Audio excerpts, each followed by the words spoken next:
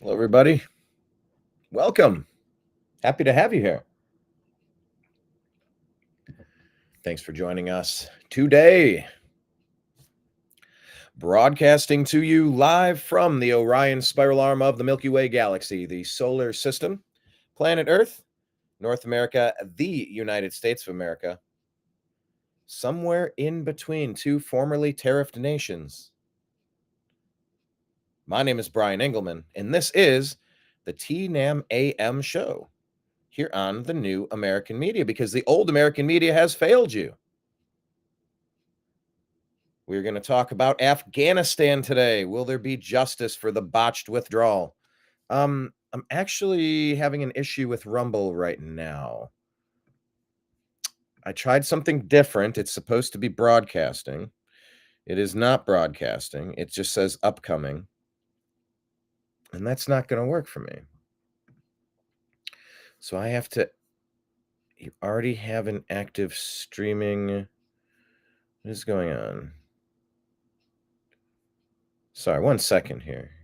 My kingdom for a producer. Get me a show with a team of people. I will crush. Okay, so now there is no Rumble streaming. What is happening? See, it's trying to go to the channel.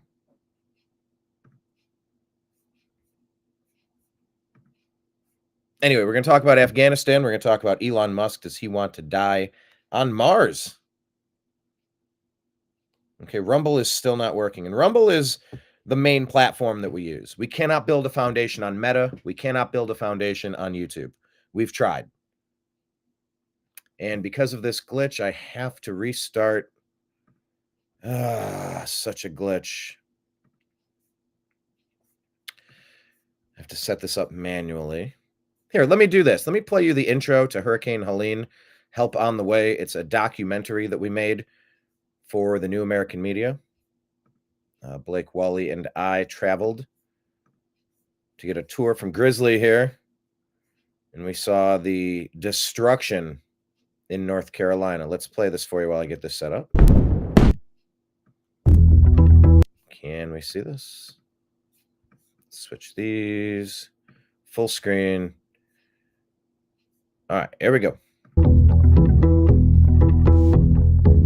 There was no notifications going to your phone, like an Amber Alert, like evacuate. I get alerts from Denny's. There actually was a bunch of houses right here that are here now. You can see, look how big the river is, like the riverbed. Holy, look at this Dollar General, bro. It blesses your heart to see the way people have come together. Yeah. I heard like 4 different people talking about like how everybody's just worried this initial hype's gonna die away and people are just gonna forget about it. And really none of these communities can afford to be forgotten.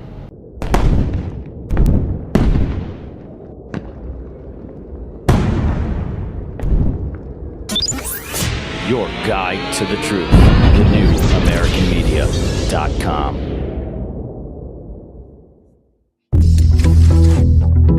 There we go. That is the documentary Hurricane Helene, Help on the Way. I'll just go ahead and share that on Truth Social and on X while we are at it. Why not? Hope everybody watches it. All right. I think we are back up on Rumble. All right. We're up on Rumble. Once again,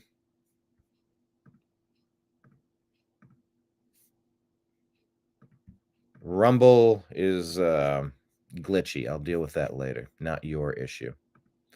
All right, let's get back to the news, shall we? So yeah, we're going to talk about Afghanistan. We're going to talk about all of the things. Ending the war in Ukraine. We're going to talk about Doge. We're going to talk about corruption in Fort Knox. We're going to scroll through the news and get all the updates. Kash Patel, is he on the way? There's a lot of stuff happening. I mean, you've never seen busier news cycles than what we have now. Things have never moved this fast. There we go. It's exponentially fast. But I'm here for it. Yesterday, I did my third Third week in a row of performing stand-up comedy. It is there is a it's an art form. And I'm trying to write topical humor. So it's like I'm discussing the things that we talk about, and I'm trying to turn them into jokes. Got a couple laughs. You know, you get a couple laughs, you're doing okay. It's enough to put some quarters in the machine so you can keep your car outside at the parking meter, you know? I like it. I like it. All right, let's talk about this here. Look, Doge is finding all of this rampant corruption, and that is, in all honesty, one of the major components of my comedy for the past 3 weeks. It's been Doge, Doge, Doge, because Doge, Department of Government Efficiency, is finding waste, fraud, and abuse, corruption, money laundering, treason, all sorts of things. Yeah, if you're funding anti-American sentiment, anti-free speech sentiment, if you're attacking one political party and you become a weapon of the Democrat Party, the deep state, you're a traitor, and that is all being exposed. Got some updates on that. I'll get to that in the stories when I start scrolling through X. But look, out of all this money being saved, what do we do with it? We're just going to pay off the debt, or are we going to help Americans? I got a hunch we're going to help Americans. It's probably been the plan all along. And some budgets are starting to come through, and I'm not liking what I'm seeing at all. So look, we're in the middle of this fight. It's not like, oh, Trump wins. All right, we're fine. We can go back to sleep again. No. I have a colleague, if you will, who kind of had the opinion like, well, you know, Trump's in, like, all right, it's good. Like, I don't really need to spend time on this anymore. I'm like, what?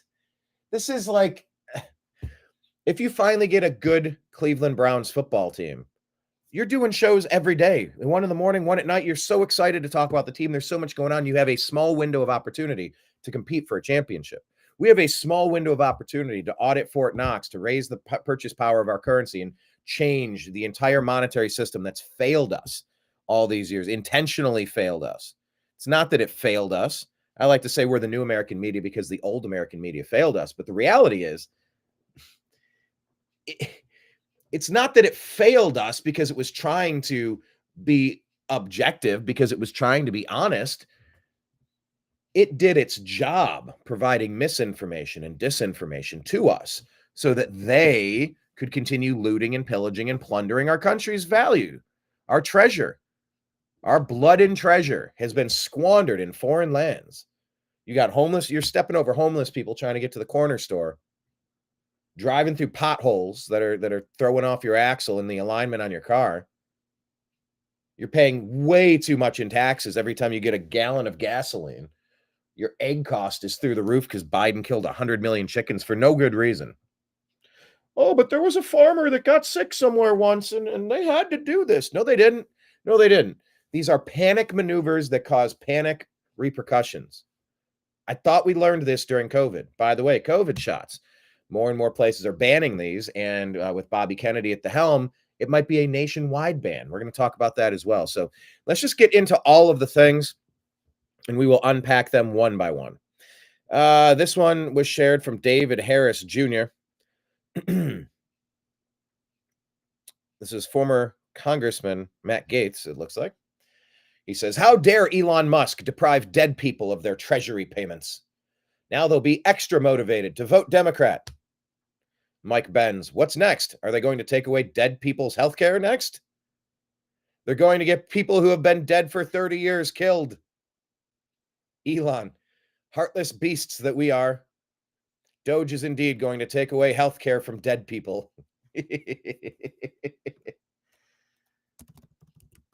Kill them with, oh geez, I think you can't spell that word out. Yeah, these algorithms are so stupid. They don't understand. There we go. I'm going to say kill them with the sarcasm button. It's not really a call to kill anybody. That's when someone's being weird, you got to be weird back with sarcasm and a big smile. The dead are alive. The dead. What is the joke on The Simpsons? They're dead. The dead and the dead are voting Democrat. What is the context of that joke? I've really got to watch my Simpsons. It's been a long time since I've binged. One of the best shows that's ever been created. By the way, hit like, hit subscribe, however you are watching. All right, let's talk about Doge a little bit. Played a little bit from Carl Higbie yesterday. Let's play a little bit from him again today. Over here on Newsmax. Well, Scott, it's just nonsense. Why do they always close their eyes when they talk to you like they're so much better? What is the acceptable amount of money we can spend on junk?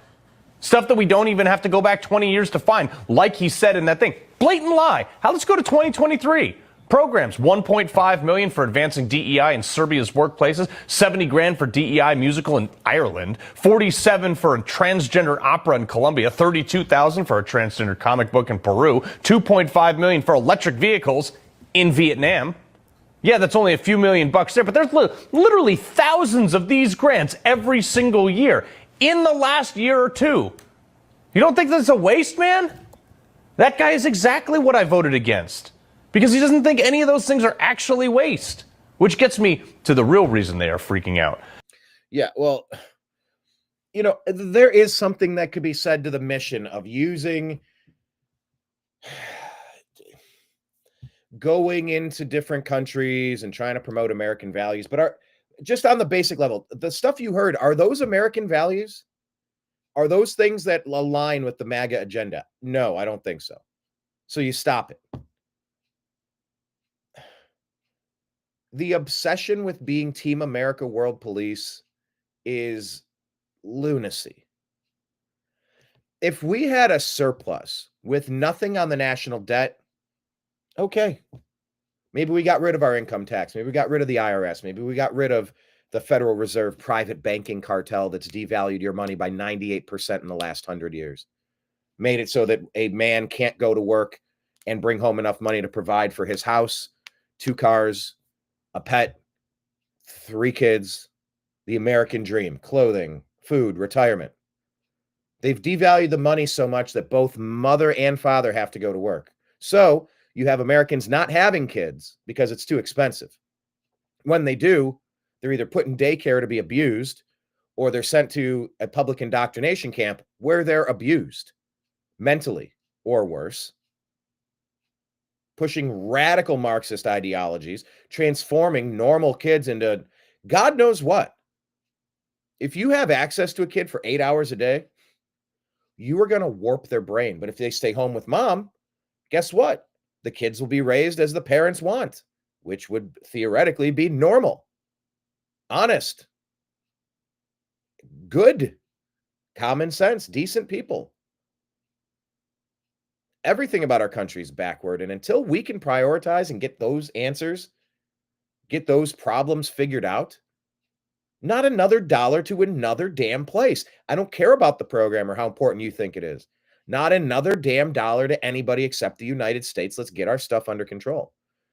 36 trillion is an undoable number. It feels like an unfixable number.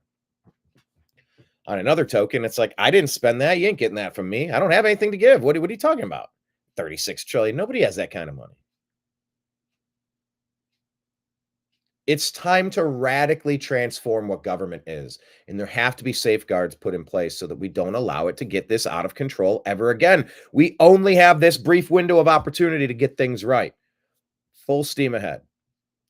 Carl Higbie continues about the real reason why people are freaked out by Doge. They are saying that Elon should never have access to Social Security because they're worried about our privacy data and that he's going to steal money, which is insane. Okay, he's the richest man in the world, and the dude owned PayPal. He's got all the data he needs on anybody who's got an account at PayPal. And the only way he'd be able to get away with stealing anything is if the system was that broken and unaccountable. So obviously the Democrats know the system's broken and unaccountable. And you want to know how broken it is? Elon tweeted this out. These are Elon's numbers showing how many people in America are in the system currently eligible for Social Security or in the pipeline for it. 4.7 million people in that system are aged 100 to 109 years old. And this was part of my comedy skit yesterday. Where are my notes? Where did I set them? I didn't set them here. Where Where did I set them? Maybe over there. But yeah, this was a major point of my comedy skit. They said that there are 2 people in the system that are older than the nation's founding, older than the country, the United States of America. In my comedy skit, I said those people are Joe Biden and Mitch McConnell. The accusation, I'm an ageless vampire taking money from the American people. That's preposterous. That was part of my skit yesterday. Which there's not that many 100-plus-year-old people in America, not even in the world. Let's make 100-year-old people great again. Let's make Methuselah like la la la la la Methuselah like. Let's make old age great again. Can't we live to be thousands of years old like they did in the past? Including millions listed over 150 years old, which is interesting because the oldest living person that we know about right now Was 127? is a nun from Brazil who's 116. I've heard 127, I've heard 124, I've heard 116. Heck, there's one person in there that's listed over 360 years old. But here's the real concern. If you add all the people up. And by the way, some of these could be accounting errors. Some of these could be, you typed a 2 instead of a 1, a 3 instead of a 5, and whatever the case may be. But that should be caught in the audit of this. You audit everything. You do every 3 months, you run an audit. Every year you do an audit. Every month you balance the books. Like, what are we doing? How could it be this out of control? If it's this out of control now, has it been worse before? Or is this just getting worse and worse? I don't know. But how are there 60 million more active Social Security numbers than we have people? Up on that list that you see scrolling right there that I'm showing you, you get 394,874,211 people. Weird. Because how big is the population of the United States? Oh, yeah, check that out. 334.9 million people in 2023. That's a 60 million person discrepancy, according to his numbers. And how many people did Barack Hussein Obama let into the United States through our border after he opened it during Biden's fake puppet term, when that was Obama's third and most honest term? You've heard 15 million, you've heard 20 million. So obviously the number is bigger than that. I've always used the 30 million number. People with fake Social Security numbers, are they voting? Are they collecting American benefits? Are they breaking into our country to steal our treasure? And from a guy landing rockets on chopsticks, his math's probably pretty good. You want to tell me that everything is fine in the federal government? That we don't need some sort of massive audit and that we should just, hey, let's just let the same people like that guy on the USAID interview run this? Yeah. Audit everything. But they have 60 million more people than actually exist still eligible for the system of Social Security that we pay for? Keep in mind, if they're eligible for Social Security and they're above the age of 18, they're also eligible to receive a ballot. Yeah. How scary is that? And they're trying to make it normalized where the ballots are automatically sent out without people requesting them. So when people don't request them, you don't think those ballots are grabbed, filled out, and brought back as, look, there's real people voting for this person. Where's the audit of I can't wait to do an audit of our voting systems. We got to get back to paper ballots and accountability. This offshoring the responsibility of who governs our nation to software that you can't run an audit on. Oh, no, it's proprietary. We can't let you have access to that. Oh, no. We're not connected to the internet. Nobody else could possibly get in here and change the numbers. Well, why do you have internet access? Well, we have to run updates and stuff. Well, why don't we take that out? Nope. It sort of seems like voting machines were created so that foreign countries could get a little dose of America, get rid of Bolsonaro and put in the puppet Lula. That's what the deep state wants. The people want Bolsonaro. The people want Trump. What do you get? You get Lula, you get Biden. Huh. So it's almost like usually, no matter which puppet you vote for, Mitt Romney or Barack Obama, John McCain, Barack Obama, Al Gore, George Bush. You're going to get like a deep state hack. And that's the way they want it. Two wings of the same dirty bird. They don't want options. Considering Trump's margin of victory was just under 2.3 million. Now you see why the deep state is kicking and screaming?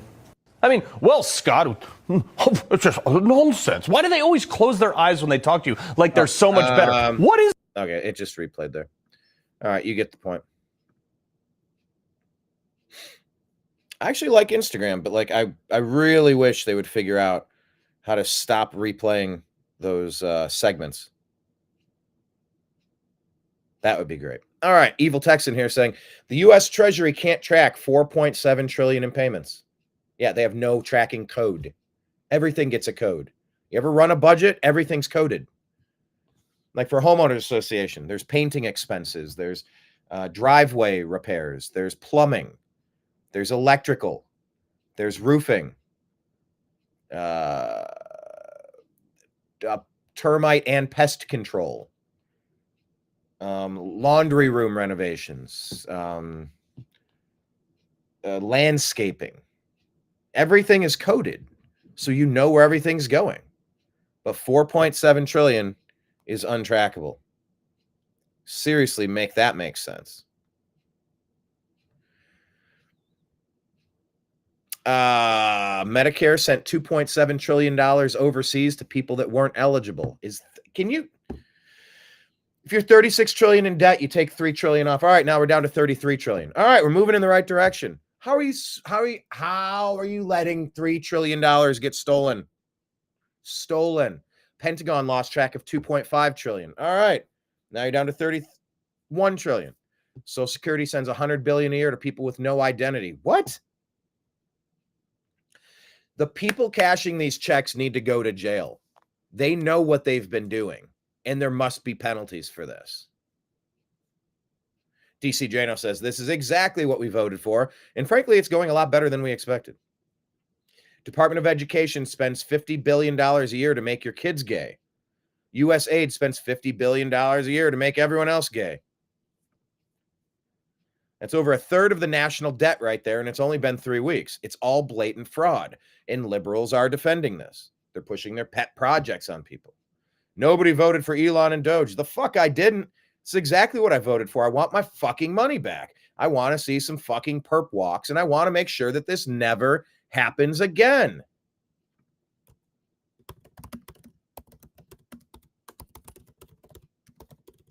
Yep, time to audit everything.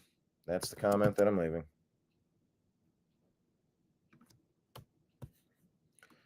Only spend money on America. Get us out of our financial mess. Hard stop. That's all we have to do. No more special projects, no more pet projects, no more fraud, waste, and abuse, no more graft, and no more money laundering to this NGO, to that NGO, back to this campaign, to fund these street protests, to fund these rioters, to fund these mobs, to destroy America, to push this Democrat deep state agenda. It's all just a shell game. But if you start lifting the shells up and take him off the table, it gets really hard to run the grift. Ben Swan here breaking this down. Go back in our archives. You'll see us interview him 2 or 3 times. Once in person, once on the show. 2 or 3 times. Ben Swan here. How crazy is it right now to watch Democrats like they're screaming all day long about Elon Musk? Watch this. Which side are you on? Which side are you on? We'll fight against Doge. We'll fight Elon Musk. No Elon's kept within our walls. We'll fight from dawn to dusk.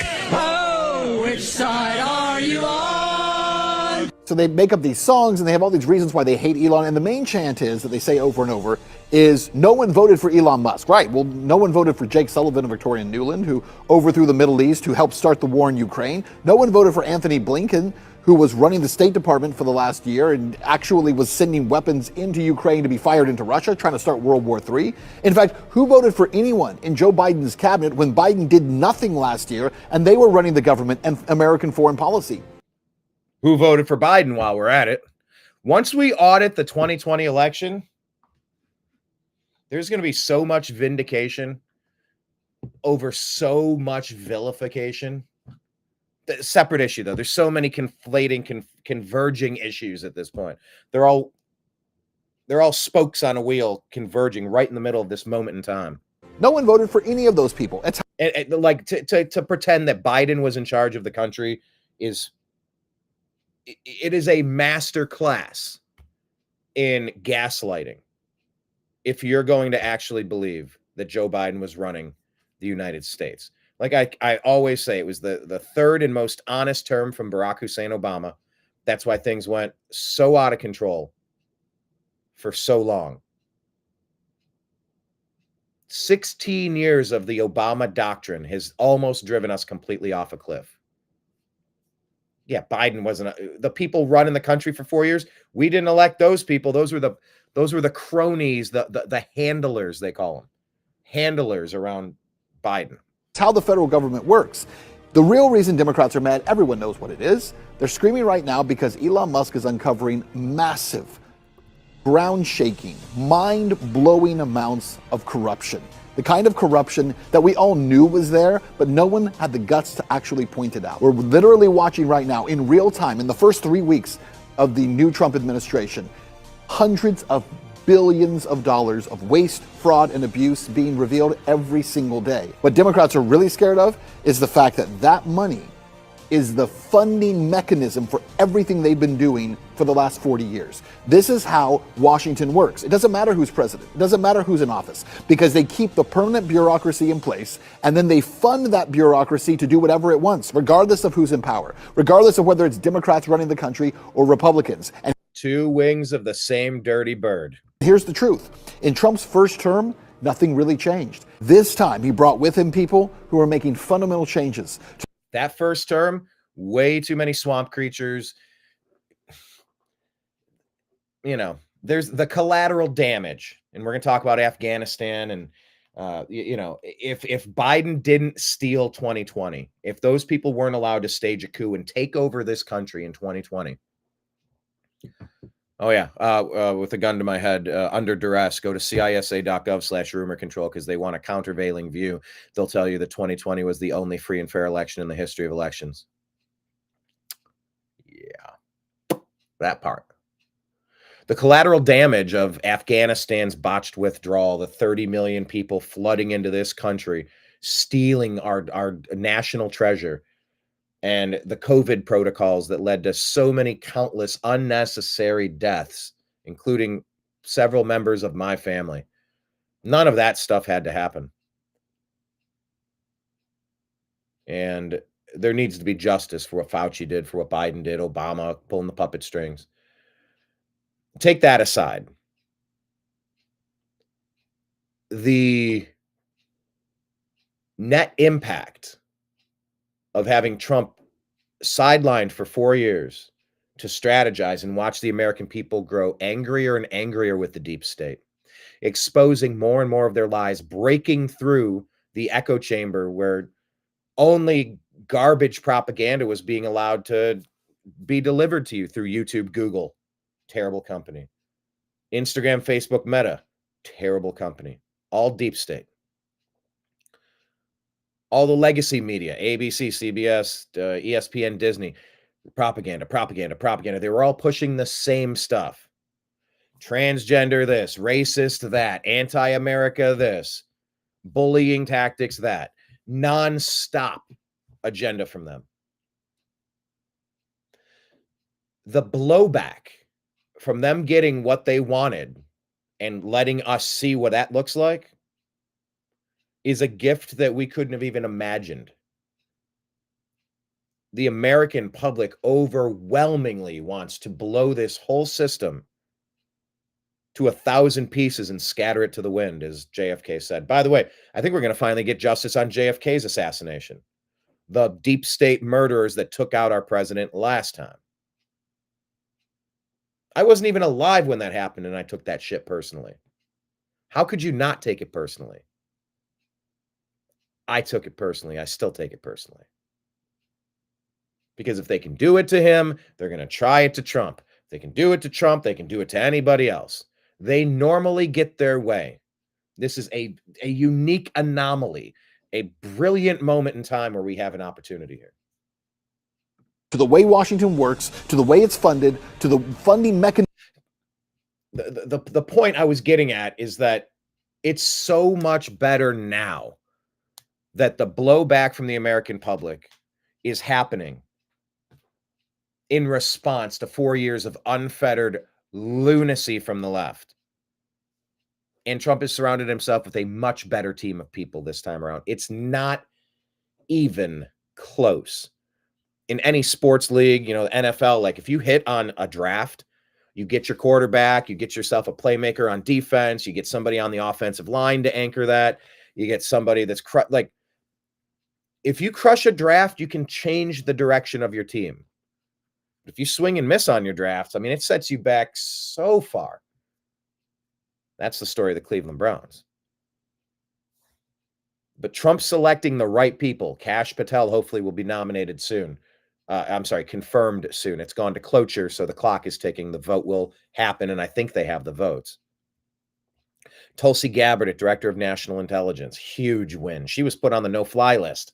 You want somebody in that department that's angry about the weaponization of the Justice Department, the Injustice Department, aiming at U.S. citizens who disagree with them politically. You're not supposed to do that in this country. But the Democrat deep state has been getting away with it with the help of the rhinos.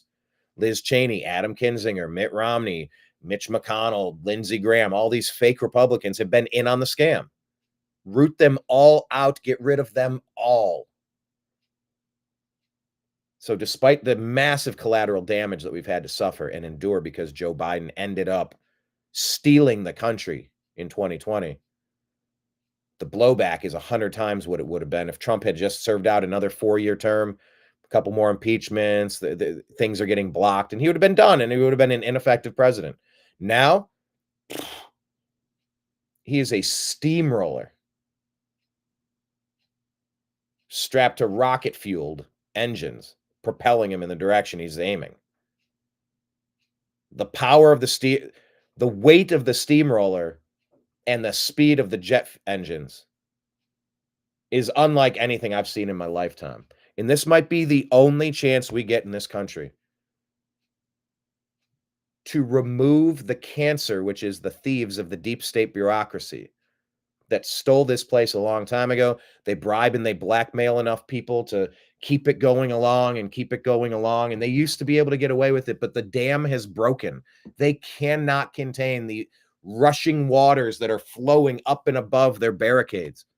It's spilling over. They cannot stop it. It was not designed to hold the weight, and there are cracks in their foundation, in the dam that they've put up to keep lying to us, to keep stealing from us.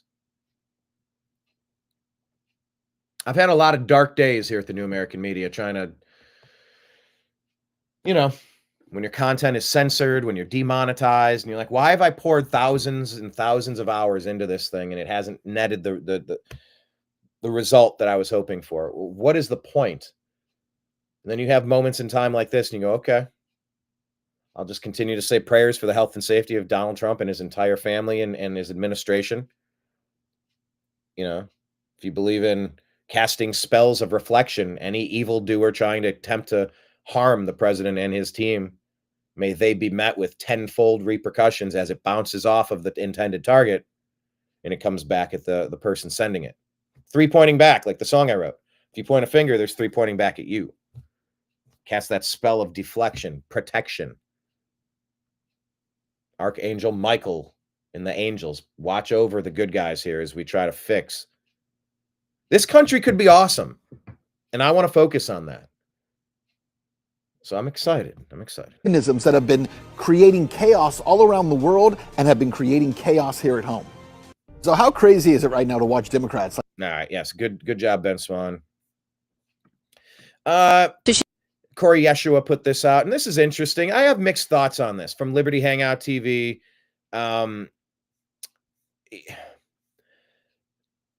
We filmed, Blake Wally and I went to the 2016 RNC in Cleveland, the Republican convention, and we witnessed an interaction between Joel Pollack from Breitbart, senior editor, with one of the producers of The Daily Show on Comedy Central, and they were trying to talk. They were interviewing people at a gay Republicans for Trump event on the day that Milo got suspended off of X. And Joel went up and just said, "Hey, you're not filming here. Like you're trying to make these people look bad. You're trying to make them look like idiots. I know what you do. I know you cut these videos apart and you make them look dumb. I've seen the transcripts. I know what you guys do. This is our event. Get out of here." And the guy's like, "I can be wherever I want." And he's like, "Yeah, it's a public place. I can be here too." So I witnessed that exchange. And I was generally supportive of Joel Pollak, his ability, his right to be there doing that. That video, what is it? Daily Show, Breitbart editor assaulted by Daily Show producer, something like that. It's on our YouTube channel.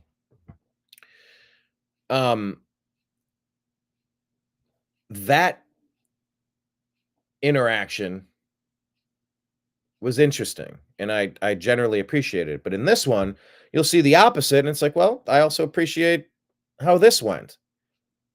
I'm generally in favor of more conversation, not less. And this was interesting. The guy in the hat, he was, well, here, just let it play. She's going to come up to you and tell you not to engage with me. Yeah. I mean, this is incredible, and I'm much more liberal than they are, right? Yeah. I'm much more liberal than they are, right? Okay. She's not on our side. She's opposition. Yeah, but that's exactly what the other people say, right?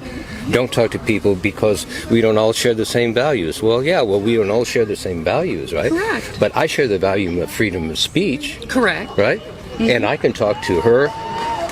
Just know she's going to edit it and make you look like a fool. Well, and honestly, this was exactly what Joel Pollak was kind of getting at. It's like, you're not going to look, there's gay Republicans for Trump at this event. They're all coming out and you're going to try to make them look stupid. I don't want you to make them look stupid. I get the sentiment, but this guy's like, hey, conversation, man. I think he's the most reasonable.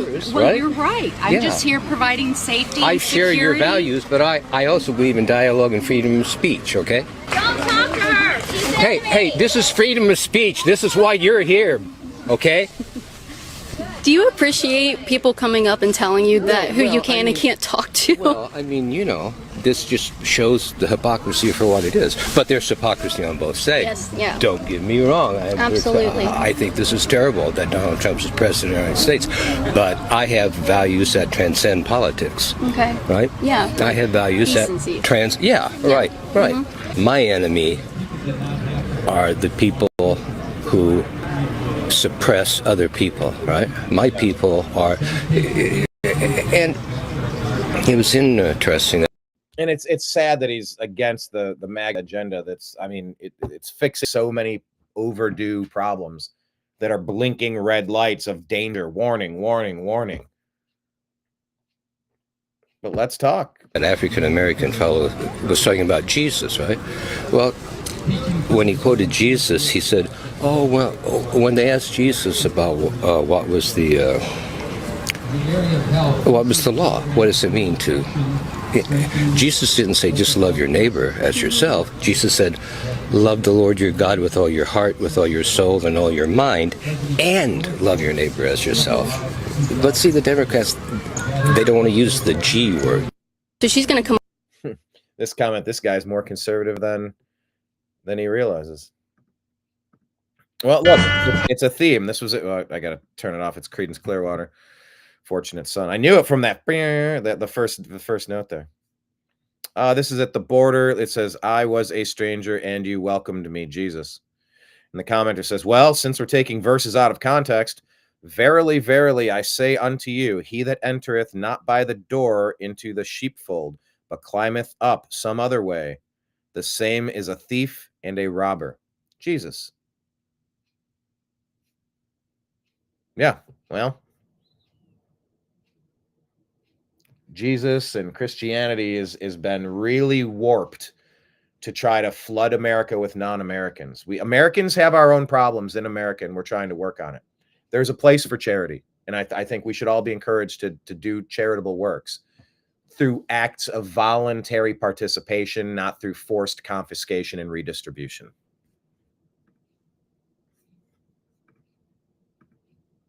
I think I said that appropriately. This is a quote from Ron Paul. He says, "When I say cut taxes," I need to do a Ron Paul impersonation. He has a very unique voice. "When I say cut taxes, I don't mean fiddle with the code. I mean abolish the income tax and the IRS and replace them with nothing." Oh, I wasn't following the Tuttle twins. Now I am. An evergreen message of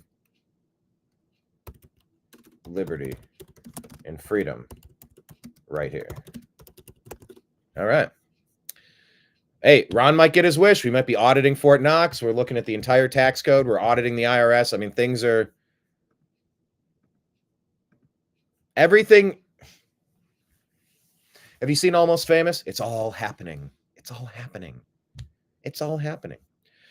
This dude is checking out the labels that they put on United States candy over in Europe. I'm in a store here in Sweden. We have very strict food regulations what should and not should be put in food or edibles in Europe. So I went to this place called Matvärlden. Here they have this USA. And I looked at Airheads. On the back of Airheads, you can see warning labels. Contains ACO colorants that can have negative effect on child's behavior and concentration. Negative effects on child's behavior and concentration. Hey, how about this one? Yeah, Bobby Kennedy is getting started. I am so excited to start fixing our food supply. Oh, there's my notes right there. Okay, got them here for my comedy set last night, my stand-up. It's fun doing stand-up. I'm learning what it means to do stand-up. Oh. So this is the vote to remove Ilhan Omar from the Foreign Affairs Committee. But now that will there be a vote to send her back for immigration fraud? On this vote, the ayes are 218, the nays are 211, with one answering present. The resolution is adopted. Censuring Representative Ilhan Omar of Minnesota. On January 27, 2024, Representative Omar gave remarks at an event in Minneapolis in which she made treasonous statements. Whereas Representative Omar said she has spoken to many Somalians who asked her to intercede for the Somali government by pressuring the United States government into certain actions. Whereas Representative Omar assured the Somalians she spoke to, the U.S. government will only do what Somalians in the U.S. tell them to do. That sounds like treason. They will do what we want and nothing else. They must follow our orders, and that is how we will safeguard the interest of Somalia. Yeah, you're a foreign agent working under the guise of being an American representative. Let's go investigate Ilhan Omar and get rid of her. If she really had immigration fraud to marry her brother, and she's not here promoting American ideals, she's promoting a foreign nation. Goodbye. Ooh, also, if you have a handler from any foreign nation, that's probably an issue too. Are we ready to talk about that? America's 51st state? A little too much influence? If we're going to have that conversation about Somalia, we should have it about Israel. We should have it about anywhere. All we should care about is the United States of America. That's not anti-Somali. That's not anti-Israel. It's not anti-Ukraine. It's not anti-Canada. It's not anti-Mexico. It's pro-United States. Too much influence from any other place takes us off our task. And really, it's a violation of the oath that we take to support and defend the Constitution of the United States against all enemies, both foreign and domestic. Whereas Representative Omar continued, for as long as I am in U.S. Congress, Somalia will never be in danger. Its waters will not be stolen by Ethiopia or others. Sleep in comfort knowing I am here to protect the interest of Somalia from inside the U.S. system. That sounds like covert influence. This, I don't know what this is from. Oh, thank you. Someone says it's from the movie Law Abiding Citizen. I haven't seen it, but this is, they said this kind of sums up what it's going to be like. Kash Patel after being confirmed. Kash Patel. I'm going to pull the whole thing down. I'm going to bring the whole fucking diseased, corrupt temple down on your head. Yeah. It's got to be biblical. Yes. Come on. It's like we've been living in a cuckoo clock for decades. Oh, is it overdue? Speaking of overdue, my God, let's talk about this. The abuse that Obama, during his third term with the puppet Joe Biden, Hillary Clinton with Haiti, the church, the Pope that's gone off the rails. We got a woke Pope, whatever that's about. They removed Pope Benedict in 2014, I believe, right around the time that they propped up Zelensky as the puppet in Ukraine. First time in, what was it, 600 years, 700 years that a Pope was removed.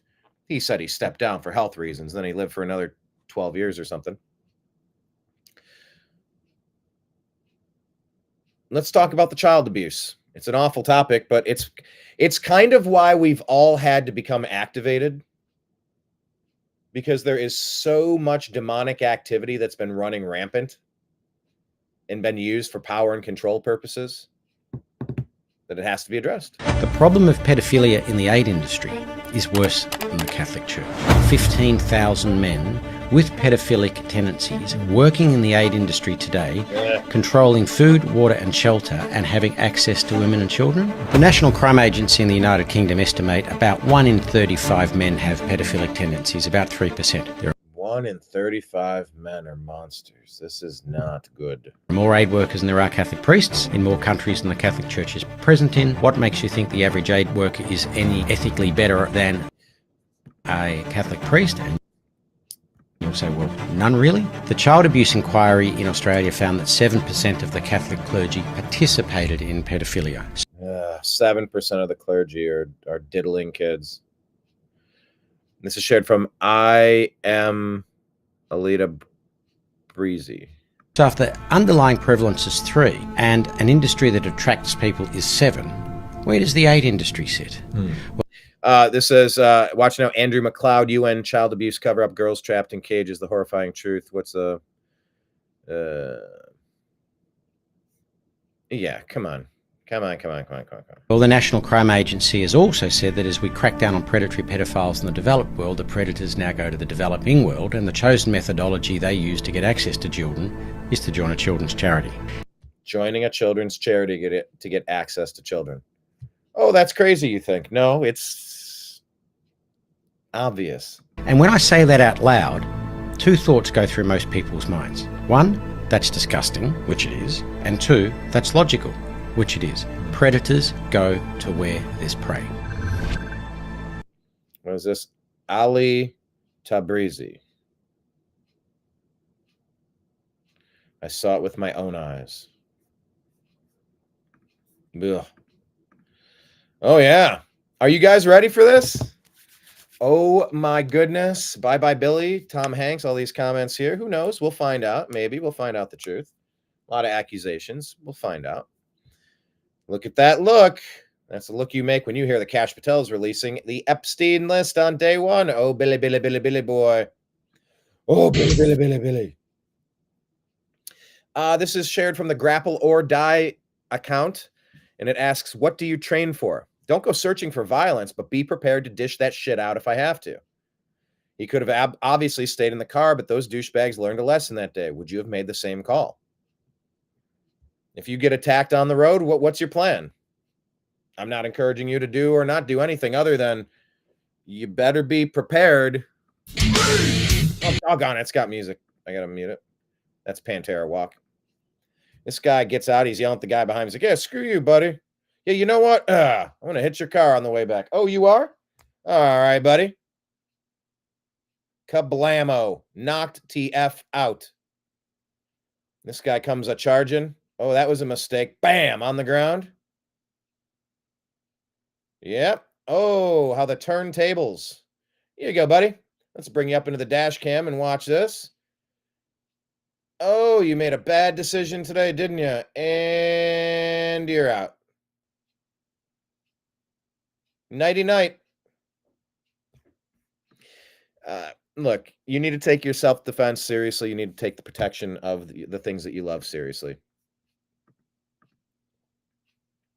Moving on. Crazy thought, but those 20 million AR-15s now in this country sure could arm a lot of Ukrainians, says George Takai. This is a little old, but... And actually, the font's a little fuzzy. Maybe this isn't an actual tweet, but the point remains. Adam Lee Marcus, you just made the case for every civilian in every country owning an AR-15. Good on you. Shared from the 300 Guns account. I believe I saw this previously, a couple years ago. A year ago, 2 years ago. I thought this is real, but the point remains. Okay. Did I go through all the stories that I had on Instagram today? Maybe I did. Yes, I did. Beautiful. Beautiful. Let's go to our X account, shall we? Let's go through the news over there. Yeah. That's the face you make when you hear that there's elections coming in Ukraine. Oh, yeah. Zelensky. Last month, I made $40 million. God, I lose track what that's. $40, $400,000, $4 million, $40 billion. Last month, I made, I think this is $40 billion working from home. Learn how. Once his funding is cut off, Zelensky will have no reason to run for re-election, says Sarah Smith. Ben Willard says, not new elections, any elections. Zelensky's term expired almost a year ago. He declared martial law, banned all opposition parties, and canceled elections to stay in power. Why are we supporting a dictator? And that's the question being raised here in this video of lefties losing it. Wait, am I sharing this? I guess I'm off the screen now. Some would say that's an improvement, Brian. Okay, I'll stay down here in the corner. Hi. All right. We now shift our attention to Ukraine's internal political tensions. Lawmakers stormed the podium in the country's parliament. President Trump, he hosted an Indian delegation at the White House, I believe, last week, and he had a reporter asking a question. He goes, I'm sorry, can you speak up? And he spoke up. He goes, I can't understand a thing this guy's saying. It is a challenging dialect to understand. Just in the first 9 seconds, I'm struggling to stay on track with what she's saying. But let's give it a shot here. Verkhovna Rada voicing outrage over Ukraine President Volodymyr Zelensky's latest crackdown on opposition figures. Yeah, this is good. The trigger, if you're wondering, it's his administration's decision to impose sanctions on former President Petro Poroshenko.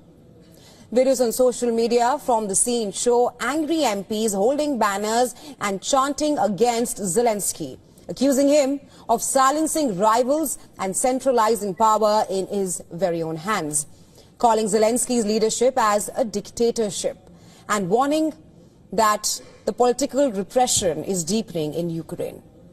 Well, according to reports, the demonstrations follows a controversial move by Ukraine's National Security and Defense Council, which is a body directly under Zelensky's control, that accused Poroshenko, the former Ukrainian president, of treason and placed him under sanctions. Zelensky reportedly swiftly signed off on the restrictions, extending penalties to other high-profile individuals as well, including billionaire Igor Kolomoisky, who is already in jail, and Viktor Medvedchuk, the former head of the banned opposition platform for Life Party. Zelensky has long vowed to root out figures he claims have betrayed Ukraine for personal gain. But experts argue that his so-called anti-corruption campaign is merely a cover for eliminating political threats. And the backlash was immediate. Poroshenko's European Support Party staged demonstrations inside the Rada, which is the country's parliament, unfurling banners with messages, and I'm quoting here, no to dictatorship and no to political repression. MPs shouted shame, reportedly bringing the parliamentary session to a halt. According to reports, Poroshenko, who led Ukraine from 2014 to 2019, has now become one of Zelensky's most vocal opponents. He reportedly took to Meta, blasting the sanctions as unlawful and personally orchestrated by Zelensky to sideline him. He also claimed that the authorities blocked him from attending the Munich Security Conference. Concerns over political freedom in Ukraine have intensified, and that since the Russia-Ukraine war broke out. Zelensky has been accused of banning opposition parties, tightening control over the media, and postponing elections under the pretext of martial law. In fact, his presidential term officially ended in May 2024, yet elections remain off the table. Even Washington has started to express unease right now. Just yesterday, U.S. President Donald Trump said Ukraine will have to hold elections at some point of time. Are you freezing out President Zelensky of this process a bit? Isn't there a danger of that? No, I don't think so, as long as he's there. But, you know, at some point you're going to have elections, too. You're going to have an election. Trump also hinted that Zelensky's political future looks bleak. Zelensky's poll numbers are not particularly great. To put it mildly, Trump said, and I'm quoting here, remarked. In fact, Keith I have been saying for a while, yeah, it's a weird screen dynamic here. Let me switch that. Okay, there we go. I've been saying for a while now, you know, it's hard to say what I'm saying without it coming off like a threat. It's not, because like I'm not vested in this. I'm not there. I'm not directing anybody to do anything. I'm saying if let me phrase it like this. If I were Vladimir Zelensky, I would get the heck out of Dodge. I would flee immediately. There were multiple off-ramps to end this thing a long time ago, but you went with the dark side of the deep state, the Democrat part. Never trust the Democrats. Never trust the deep state. You went with the Democrats, the deep state, Victoria Nuland, the famous warmonger, you know, Hillary Clinton. It was the State Department. I mean, it was John Kerry. It was Hillary Clinton, but Barack Hussein Obama, Joe Biden, Burisma, Hunter Biden, NATO. You believed all the wrong people, and you started pushing, and threatening your neighbors, and it led to the invasion that happened. And after they snapped back and said, get off our border, you're not joining NATO, get those weapons off our border, we're done. We're not putting up with this. We're not going to wait to get attacked. We're going to smack you back. You have now entered our personal space. Like, this is now a threat to us. He's had off-ramps to bail and go, all right, this got way out of control. Hold on. He listened to the wrong people, and he kept pushing for this war. Millions of families ruined forever on both sides because of this. I can't blame Zelensky 100%. I can't blame the deep state 100%. I'm not pro-Russia. I don't give a shit. I don't care. I'm just objectively looking at this. Look, they impeached Donald Trump, President Trump, because he wanted to go after the corruption in Ukraine. Joe Biden said, well, son of a bitch, look, I said, if you don't get rid of that prosecutor looking into my son, you're not going to have access to this $1 billion or whatever it was. He goes, well, son of a bitch. The next day, we got quid pro quo Joe. I read a report that it was a U.S. aid bribe or humanitarian aid that they were going to withhold. It's all bribery, blackmail, power, and control. And Zelensky backed the wrong horse.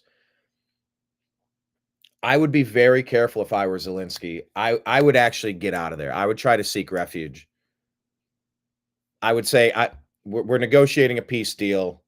This is taking a toll on me and my family. I regret all of the pain and suffering caused here. I'll never regret fighting to defend Ukraine against a foreign invasion. But I can see now some of the warmongering forces at play that pushed some of these terms to fruition have some accountability on their hands, and it's time that the nation come together and elect the next person.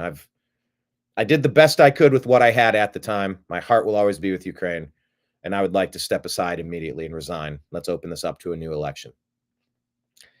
I would try to gracefully back away from the table, like Homer Simpson, just blending into the bushes behind him.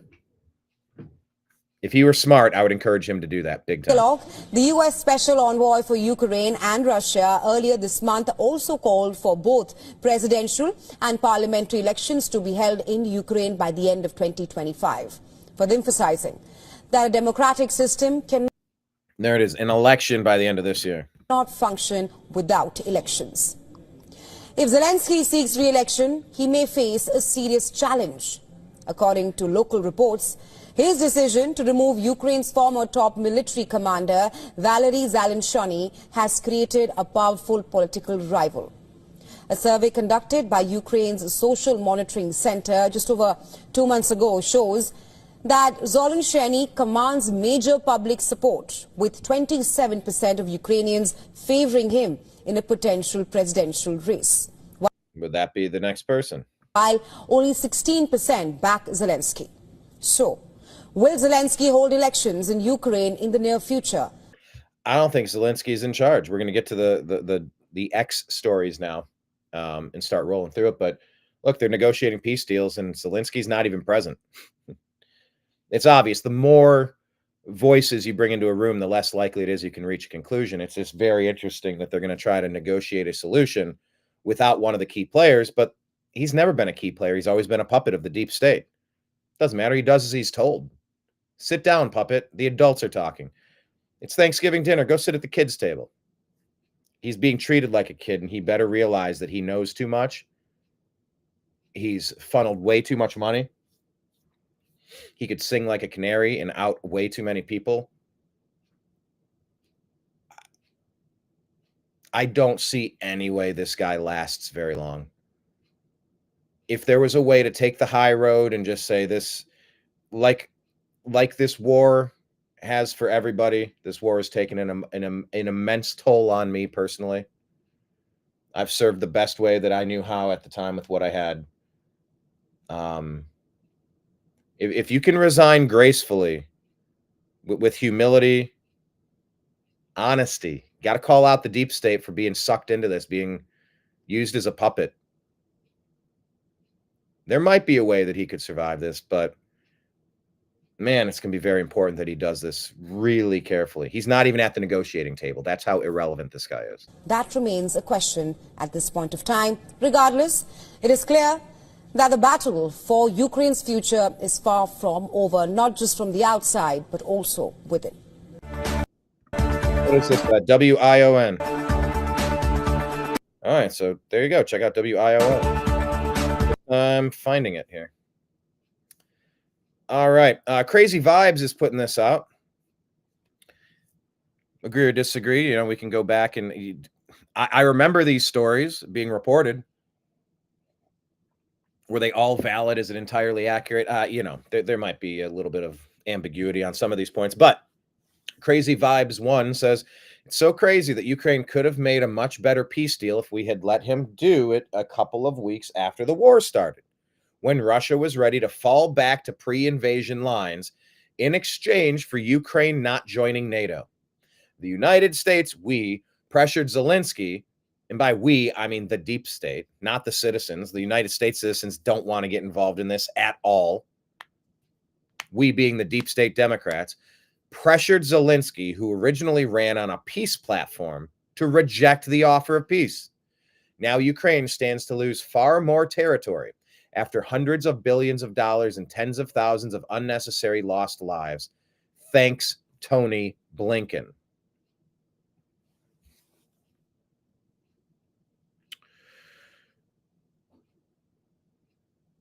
So they're showing on the map here the difference that 2 years makes. February 22. Look at that entire region. That is a massive loss. 5%, 10%. I don't know. We've got to kind of do the battle lines drawn here. And look, President Trump has said, we want your rare earth minerals. Don't think we just gave you all that money. There were strings attached. The mob doesn't do you a favor. The mob gives you a loan like a record company exec gives you a loan. You got to pay it back plus interest. And by the way, off of every sale, they get paid back first before you see a dime. You don't split every dollar coming in 50-50, 70-30. It's 100% back to the people that loaned it to you. And if you never make your money back, you don't make a dime. Zelensky had no idea what he was getting involved with here and the people he was siding with in the dangerous game that he was that country, Ukraine, was overthrown to prop up Zelensky to get ready for this. Remember when Hillary and Obama were trying to frame Trump for Russia, Russia, Russia? Over and over again. Over and over, because they had a game plan. All right, in the next decade, we're going to get this war going with Russia. They're playing these war games. Like, there are real, this isn't just a game of Risk. This is a real life situation playing out with humanity. And they tried to frame Trump with Russia this, Russia that. They staged a coup in 2020 to get rid of Trump. They tried to get rid of Trump with multiple impeachments. They tried to get rid of Trump with lawfare, with insurrection that never happened. That was a mostly peaceful protest, and then some people did some things. If that was an insurrection, you would have seen, my God, what you would have seen. It would have been cataclysmic. And after overthrowing a country, what would you expect? People are just going to be like, oh, yeah, that's cool. The Democrats overthrew Biden in 2024 and tried to prop up that cackling hyena, Kamala Harris. So this game of chess, this game of Risk, it has real repercussions. And, you know, I'm going to be very curious how this is played out, or how this settles, rather, how this situation plays out. Because I don't think Ukraine wants to give up any of this territory. I don't think Russia wants to give any of this territory back now. So what deal does President Trump make? The art of the deal. What is Marco Rubio going to be working on to get this resolved?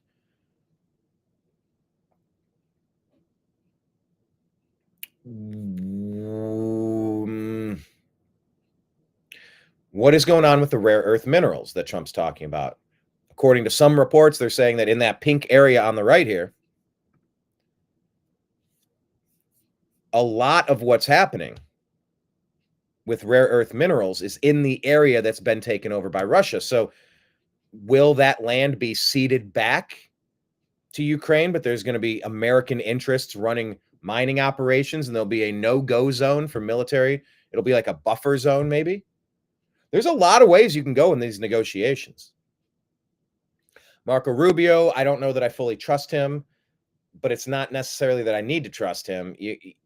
He's taking his directives from Trump, and if he's not going to live out the plan, if he's not going to promote the actual plan that Trump is promoting, I'm sure he'll be replaced. I think Marco Rubio is the most replaceable person on the Trump cabinet. One step out of line, I bet you he's got somebody on the backup, a MAGA person on backup. Rubio is the Republican in name only, deep state, establishment candidate, New World Order puppet, groomed guy. Marco Rubio was maybe like the most, I don't know about him. Cash, you're like, yes, Cash Patel, let's go. Tulsi, heck yeah. Bobby Kennedy, please. Pam Bondi, there have been some weird anti-free speech laws in Florida with Ron DeSantis and Pam Bondi. But I would say Marco Rubio is probably easiest. Marco Rubio is probably, okay, what I'm trying to say is Marco Rubio is easily the person that you raise the eyebrows up on the most. So we'll see how it shakes out. I hope we can negotiate peace sooner than later. I hate seeing pain and suffering unnecessarily. I believe in swift vengeance and furious anger upon those who threaten to poison and destroy my brothers. And you will know my name is the Lord when I lay my vengeance upon thee. Great vengeance and furious anger toward treasonous ghouls, toward abusers of humanity. I don't have any time in my life for abusers of humanity. Swift vengeance, furious justice. Yes. But I want to negotiate peace. In Gaza, in this Ukraine-Russia situation, let's see how it shakes out. Let's see how it shakes out. All right, moving on. Here's President Trump taking a question here, calling for Ukraine to hold new elections. And here's President Trump's thoughts on this. We're hearing that Russia wants to force Ukraine to hold new elections in order to sign any kind of a peace deal. Is that something that the U.S. would ever support? Well, we have a situation where we haven't had elections in Ukraine, where we have martial law, or essentially martial law in Ukraine, where the leader in Ukraine, I mean, I hate to say it, but he's down at 4% approval rating. I'm sorry, 4%?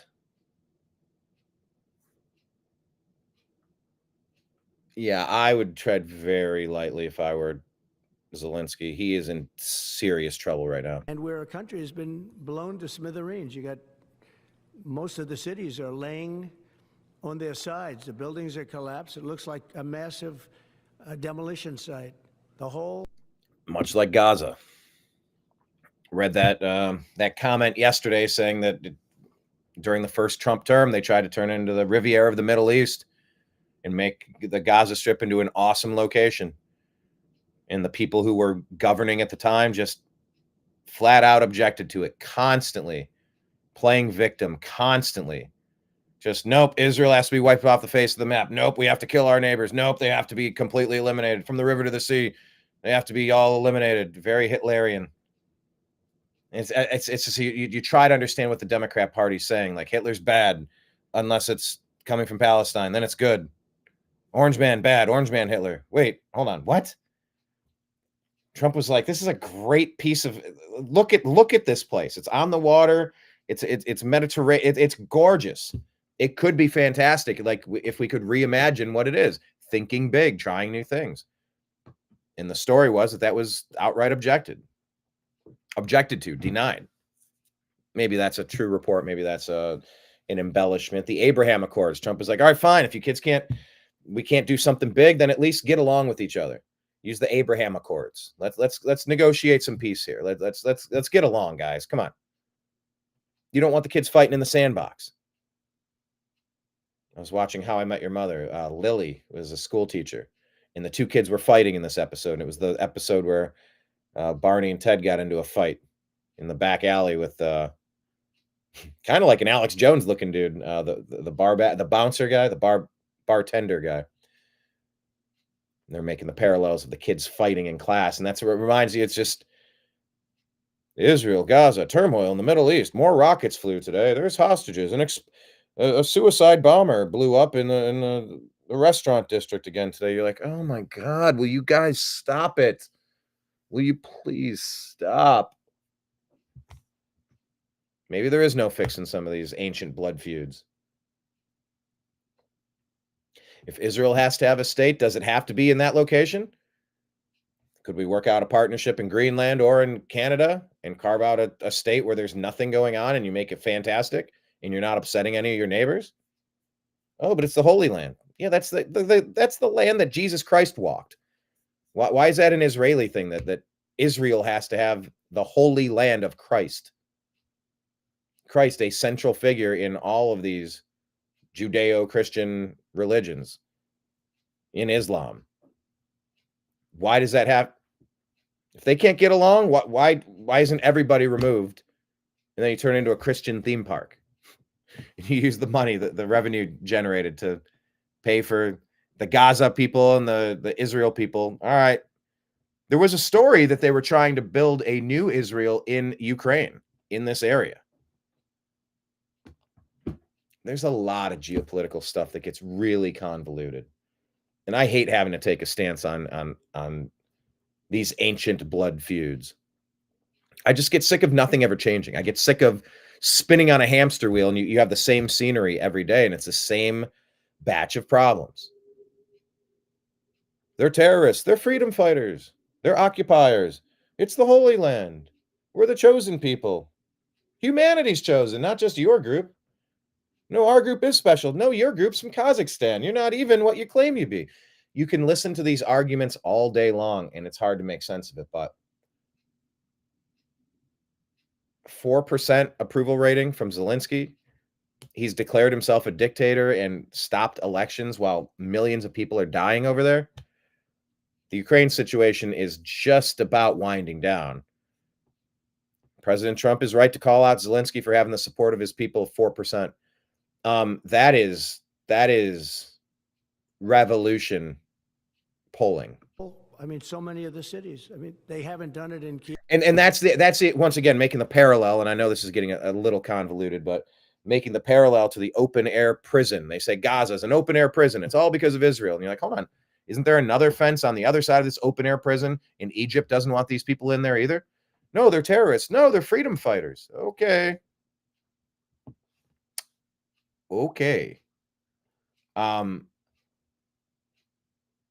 Yeah, 4% is a revolutionary number. That's dictator. And the people saying, oh, well, Gaza, look, you can't blame the people in Gaza. They didn't elect the leaders there. Yeah, they did. Yeah, but that was like 25 years ago. Right? And nobody's risen up to stop what's happening. It's a suicide pact. Going and attacking people, attacking your neighbors at a music concert, at a music festival. Yeah, you've declared war on them. What do you expect? Well, they didn't do it. The people are innocent. Well, the people voted them in. No, the people didn't vote them in. It was just the people that voted them in. Huh? No, see, it was people 20 years ago, 30 years ago that did, and they can't get rid of them. They can't get rid of them. Now, I can empathize with that. Under the last 4 years of Barack Hussein Obama running Joe Biden's presidency, I'm like, I didn't vote for this. Don't hold me personally accountable for what Obama Biden is doing. They don't represent me in any way. Don't hold me responsible for what they're doing. But you have to extract them from office. They must be removed. And they started a war, and this war is still raging. You're seeing hostages being released and some hope that there might be some sort of negotiation here. But I want to see something grand. If you haven't heard Adam Carolla's take on it, he writes a pretty well thought out concept of taking Israel and moving it to Baja California. It's similar temperature, similar weather. They'll make that area great. At some point, if you're living with homicidal roommates and you wake up and the roommates stand at the edge of your bed holding a knife, at some point you're like, well, why don't you leave? And the roommate's like, well, I have my security deposit here. I'm all settled in. It's like, bro, get out.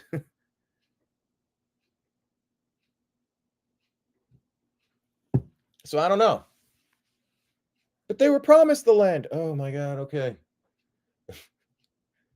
But Adam, read that passage. I've heard Adam Carolla do the deep dive, or rather, I heard maybe it was Dawson on his show reading the transcript from his book, that chapter in his book, and it's a really interesting concept. If you just want a safe haven, does it have to be in that spot, surrounded by homicidal roommates, holding knives, always, never relenting, never finding a negotiation? From the river to the sea, we're not going to stop until everybody's dead. It's like, you're not really, this might be counterproductive. This might be counterproductive, people. Anyway, back to Ukraine. I don't, okay. Yeah, because I guess they don't want to shoot too many rockets in there. They've done it 20%, but they haven't done it 100%. If they wanted to do it 100%, it would probably happen very quickly. But you have cities that are absolutely decimated. And yeah, I would say that, when they want a seat at the table, you could say the people wouldn't the people of Ukraine have to say, it's been a long time since we've had an election. That's not a Russia thing. That's something coming from me and coming from many other countries also. Yeah, not a Russia thing. That's a lot of people saying you got to have representation. Here's the picture of Kash Patel walking in. Hey now. Isn't this a Bollywood movie? Isn't Kash Indian descent?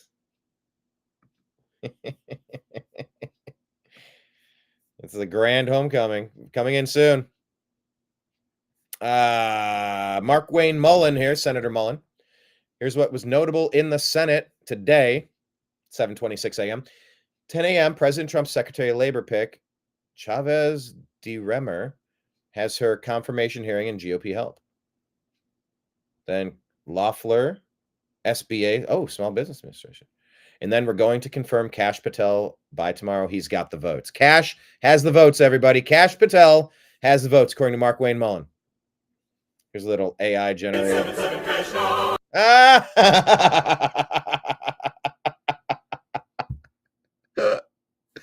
Okay, this is glorious. They're doing the 877 Cash Now commercial with Kash Patel. 877 Cash Now. That is maybe one of the best things I've ever seen.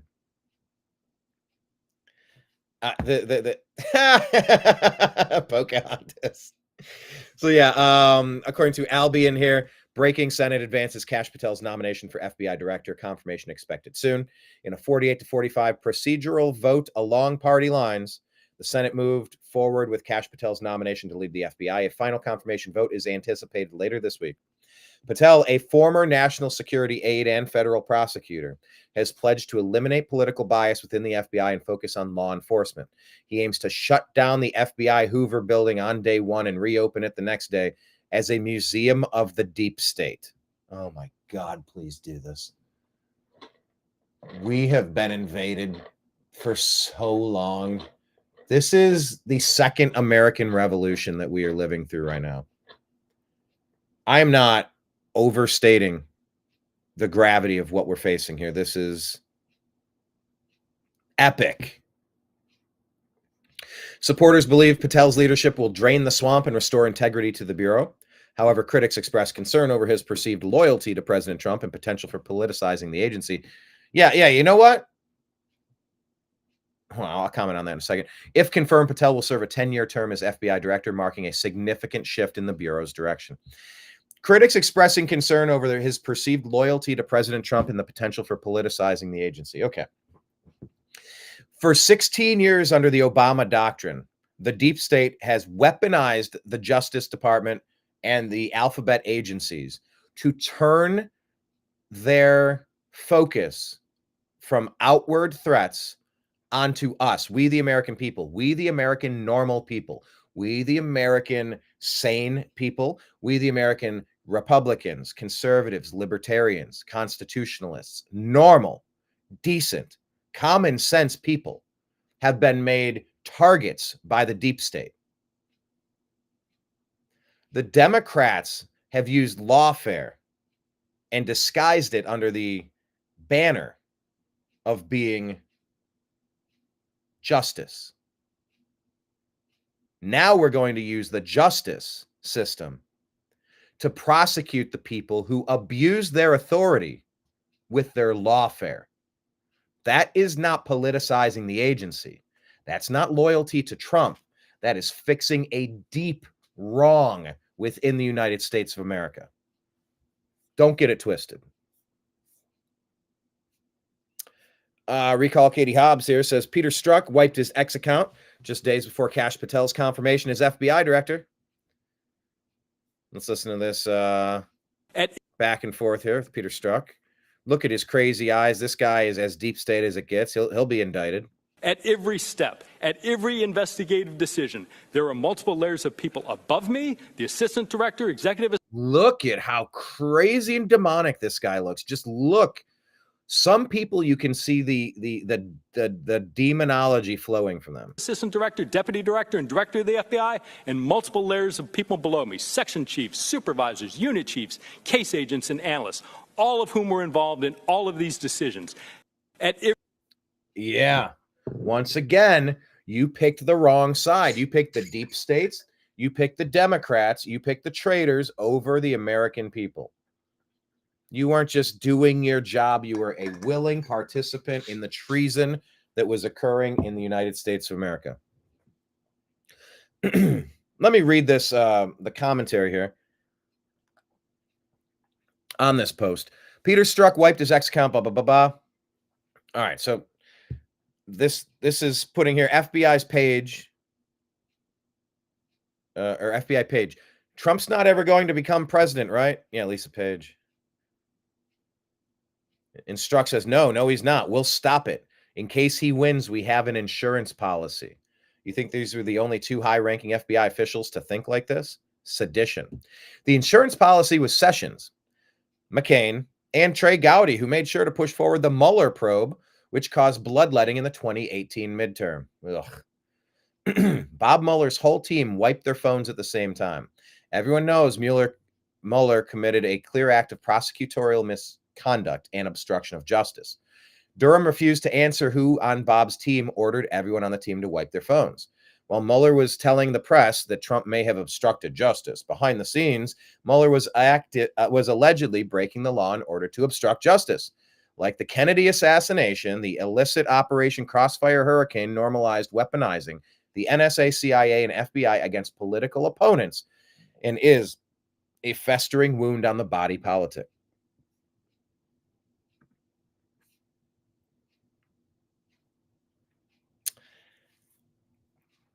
And then, all right, I'll just wrap this up. Let's just listen to Matt Gaetz talking with Inspector Durham, because look, these cases are all about to be brought back up to the forefront.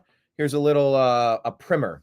Here's a little refresher course on how we got here, because when cash gets in, these treasonous people, they are all going to get indicted, and they're going to have to account for their criminality. And that's not using lawfare to go after your political opponents. That's using the justice system to hold these people accountable for the lawfare that they engaged in to go after their political opponents. There is a huge difference. Do not let the media get it twisted. We pursued the facts as best we could. Well, how about this tools fact? that we have? Okay, how about this fact, Mr. Durham?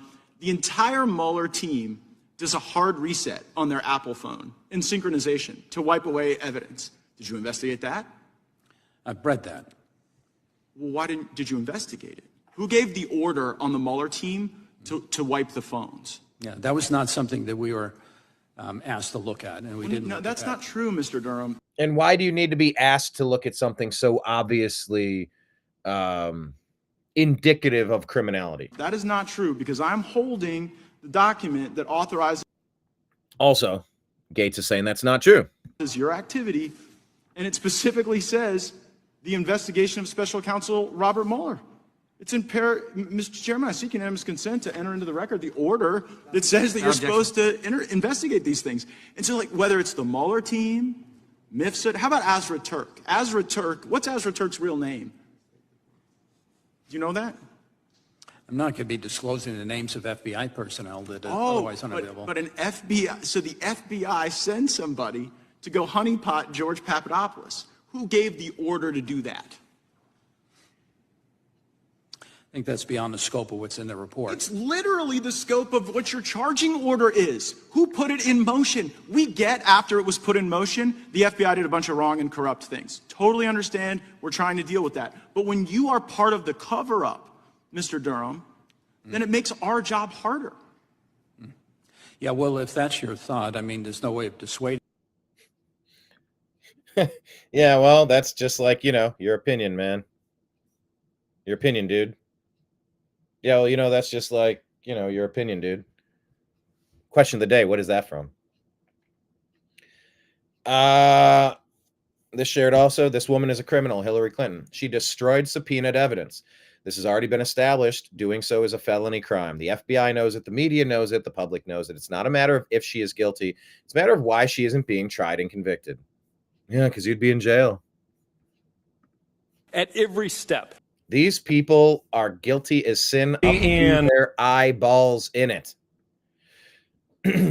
So let's keep our eyes peeled for how this plays out. If you thought the last couple weeks were pretty interesting, moving at a lightning speed, trying to correct a bunch of wrongs, You ain't seen nothing yet. We've been screaming for some actual justice on these other issues for a long time. And now it kind of feels like with Kash Patel's imminent arrival at the FBI, we might finally be able to shed some light on what's really been happening. Minus the 16-year Obama doctrine cover-up and weaponization against normies, American normies, for the radical Marxist. We're 5 days away from fundamentally transforming the United States of America. Anyway, President Trump is now landed at the Miami International Airport ahead of the Future Investment Initiative Priority Summit. The guy never stops. A moment ago, 9:30 in New York, 9:30 in Florida. There's the president landing in Miami a moment ago. That's what do you think the flying time is from Palm Beach to Miami? On Air Force One? Yeah, what's that, 6 minutes? I think it's probably longer just sitting on the tarmac. It's a short one. So he's going to one of his golf courses, Doral Golf Club there, and is going to make a speech directed towards Saudi Arabia.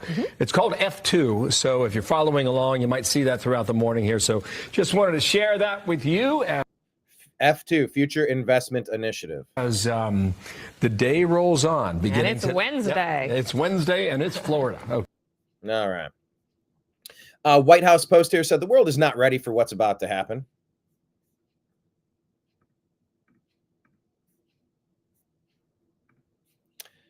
And the New American Media responded, but that's where you were wrong. We are so ready for this. Long overdue, really. Bring it all down with transparency. Talk about bringing it all down. Let's talk about Afghanistan. Libs of TikTok saying here, these 13 service members were killed during Biden's disastrous Afghanistan withdrawal. By the way, are you ready to say that that was intentional to arm the bad guys under the Obama doctrine? I mean, Obama created ISIS, funded ISIS, trying to get us involved in a proxy war in Syria to, guess what? Get into a fight in armed conflict with Russia. They've had a death wish regarding Russia for a long time. ISIS, ISIL, Barack Hussein Obama, like Afghanistan, funding the Taliban. I mean, Obama was famous in all of these reports. We've reported on this for 10 years. That he would get involved with the military operations and he would make it so that we could not attack the bad guys because they were our bad guys. They were Obama's team of bad guys. You guys don't, a lot of you don't even know how bad things had become. And I mean, kudos to you. It hasn't been easy trying to build a life and focus on. It hasn't been easy to deal with the knowledge of all of this. I won't say sleepless nights, but it's been dark to know that your government has been overthrown. Obama is an operative for radical Marxist, America-changing, fundamental transformation, transformative, evil powers. And we've suffered greatly over the past 2 decades. So, once again, to say Wuhan, that the lab in Wuhan had a leak, I'm not buying that. I'm not going to attribute an accident to something that could have easily been intentional. These are intentional acts. So, Afghanistan being botched, a disastrous withdrawal? Maybe it wasn't a disastrous withdrawal. Maybe it's exactly what Barack Hussein Obama wanted to happen. To take all of that infrastructure and treasure and give it to radical Islamists, to give it to terrorists, to fund more of his global initiative, the Obama doctrine. This was reported as, we made a goof. You didn't make a goof. Everyone knows that you evacuate everything. You keep your perimeter. You fly all of your stuff out of there if you're leaving. And you take everybody with you. And then you take the last planes and then it's gone. You don't do it how they did it unless you wanted what happened to happen. You cannot tell me otherwise. This wasn't botched. They succeeded in doing exactly what they wanted to do. So Pete Hegseth, the Secretary of Defense, has now announced an investigation into the withdrawal. And these are the names of the people. U.S. service members who are no longer with us. Yeah, God rest their souls and God bless our troops. Why don't you take... Here is Mayor Eric Adams. Benny Johnson saying, Eric Adams just torched the corporate media to their faces.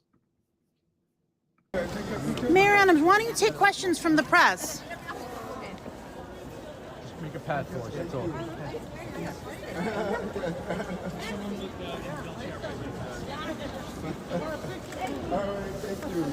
Why don't you take questions from the press? Y'all liars. What are we lying about exactly? Yeah, what are we lying about exactly? Because you're liars. Because you're liars. Corporate media to their faces. Why don't you take questions from the press? Because you're liars. Yeah, they look. Eric Adams. They targeted Eric Adams because he's like, you're flooding our city. Like, we can't handle this illegal immigration. We can't handle it. Oh, okay. Then if you're going to go against the party, we're going to destroy you and set an example of you. That's what the Democrats do. They destroy their own if they wander off the reservation even slightly. You don't hate the Democrat Party enough.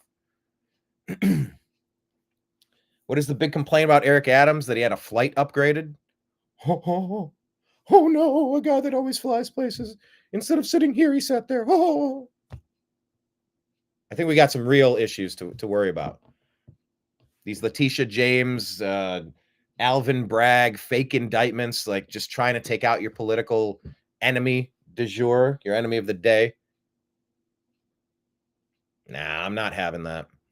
And he's teamed up with Tom Homan and Donald Trump. He sees the writing on the wall. He switched. He should publicly dump the Democrat Party and encourage everybody in New York to do the same and clean up that city, become a hero. Here's a cool story talking about heroes. Did you see this one? Matt Van Swole showing an Amish man has rescued 2 people who were trapped in a submerged vehicle in Kentucky. The Pembroke Fire Department responded to a car stuck in water, only to find an Amish man had already hooked the car to his horse and pulled it out. God bless the Amish. Check this out. Take a look at this. You can see fire crews got help from a local Amish man with his horse and buggy getting the car to dry land so that first responders could get the driver and passenger out of that flooded car safely. Take a look. Look at that. The Amish came through in Pennsylvania, delivering that swing state for Trump, despite all the rampant fraud alleged in that state, one of the 7 fraud states from 2020. You might call them swing states. They're fraud states until you can address the issues. Yeah, the Amish are awesome, man. If there's an electromagnetic pulse that wipes us back to the Stone Age, the Amish are the people you want to be around, the people you want to team up with. Keep that in mind. Eric Daughtry here reporting that the FDA Food Division head Jim Jones has resigned, according to NBC. His position is responsible for keeping American food safe. His resignation comes after RFK Jr. took over Health and Human Services. Luke Radowski, if you go back on the YouTube channel, you can see my interview with him. I'd hope to have him back again. I haven't talked to him in a while. I've talked to him in person all the time. You see him at different events, but he's busy working. You're busy working. But Luke put here on the tagline, he goes, he had the perfect name with what he was doing at the FDA. Jim Jones. Remember the Jim Jones cult? Drinking the Kool-Aid? Yeah. Let's play this here. I was talking about Zuckerberg and Meta. This is an Alex Jones report, and this is Natalie Winters uncovering Zuckerberg's ties to an anti-Trump, far-left lawfare center following a New York Times report. Here we go. Natalie Winters uncovers Zuckerberg ties to anti-Trump far-left lawfare after New York Times report. The Chan Zuckerberg Initiative, founded in 2015 by Facebook founder Mark Zuckerberg and Priscilla Chan, has made substantial donations to the years over to nonprofits that are now actively pushing against the Trump administration's policies and practices, both in courts and in marketing and media, according to a detailed thread from War Room White House correspondent Natalie Winters. CZI, which has the mission to help solve some of society's toughest challenges, from eradicating disease and improving education to addressing the needs of our local communities and to build a more inclusive, just, and healthy future for everyone, has distributed nearly $7 billion in grants since their founding. In a deep dive, Winters discovered that a great deal of funds have been given to groups that are now actively opposing new policies and practices of the Trump administration. Much of their work in the courts, in media, and in advocacy would not be possible if it were not for the generous support of CZI, per Winters' analysis. As if anybody was ever fooled by Mark Zuckerberg's apparent embrace of MAGA, it's a weasel move. It's the move of a rat. It's the move of somebody who sees the winds of power shifting directions and wants to get out in front. And to be fair, that's a lot like what I was saying about Eric Adams. I'll take Eric Adams jumping ship as that rat. Jumping that rat's... That rat, Eric Adams, jumping ship. Zuckerberg, I haven't believed him for a second. My stuff is still censored. They just kicked me out of Facebook again today. They want me to do some authorization thing. And, well, if you do this, this is what's recommended. We want you to use some extra app. And, well, you do this one and verify it by text message. But if you do, you're not going to be able to log in with that device anymore. I'm like, what the I'll just stop using Facebook. You don't let my groups see my posts anyway. You don't let people see when I do the shows. Yeah, a couple people might catch the broadcast. It's not worth it. The juice isn't worth the squeeze. Juice. The juice is not worth the squeeze. I'm ready to just bail on Facebook. They have kicked me out. They deleted my company page. They've deleted groups. They've banned me from speaking. They've slapped me with timeout warnings. Fuck Zuckerberg and Facebook. They've tried doing this to me before, and I just stopped using their platform. I'm going to use it as a blessing in disguise. I'm going to sign up for additional social networks. I can't build a foundation with Meta. They're a terrible company. They are deep state through and through. They hate us. So I'm bouncing. I'm bouncing from Facebook. I'm not doing it. I am not going to do their security protocols. It's like, no, I'm not downloading another fucking app. Hang on. Let me tell you what it tells me when I click on Facebook. It says, turn on advanced protection. I'm locked now. You go to turn it on. You go, okay. Turn on two-factor authentication. What? So you need to text me if I log in? Okay. So you fix now. It wants you to use an authentication app. Use an app like Google Authenticator or Duo Mobile to generate verification codes for more protection. Recommended. No, I'm not using another fucking app. I'm not doing it. I'm not doing it. I've downloaded too many apps. A phone that's supposed to have unlimited storage, it fills up fast. I'm not downloading another app. I'm not doing it. There was a post that I shared on X. What was I bet if I go to my X account, let me check this out real quick. Because I shared something at Twist of Nothing that just perfectly actually looks like I shared too much of. Okay, got to clean this up a little bit. Doggone it. Oh, actually, I'm not seeing the post on X. It should have been right there at the top. But it was, oh, here we go. Here it is. Look at this one. Full screen. No, that's not very full screen. That's not it. Okay, hold on. Overlay off, side by side. There we go. That's the, oh, I wish I could do the chat side at a different layout. This is me right here. Read this. I don't want to connect my coffee machine to the Wi-Fi network. Yeah, on the stove or the refrigerator. Do you want to connect? No, I don't. No, I don't. Anyway, Robert Sterling, this is a perfect post. No, I don't want to connect my coffee machine to the Wi-Fi network. I don't want to share the file with OneDrive. I don't want to download an app to check my car's fluid levels. I don't want to scan a QR code to view the restaurant menu. I don't want to let Google know my location before showing me the search results. I don't want to include a Teams link on my calendar invite. I don't want to pay 50 different monthly subscription fees for all my software. I don't want to upgrade my TurboTax platform plus audit protection. I don't want to install the WebEx plugin to join the meeting. I don't want to share my car's braking data with the actuaries at State Farm. I don't want to text you with AI chatbot. I don't want to download the Instagram app to look at your picture. I don't want to type in my email address to view the content on your company's website. I don't want to text message with promo codes. I don't want to leave your company a 5-star Google review in exchange for the chance to win a $20 Starbucks gift card. I don't want to join your exclusive community in the metaverse. I don't want AI to help me write my comments on LinkedIn. I don't even want to be on LinkedIn in the first place. I just want to pay for a product one time and one time only. Know that it's going to work flawlessly. Press 0 to speak to an operator if I need help, and otherwise be left alone and treated with some small measure of human dignity, if that's not too much to ask anymore.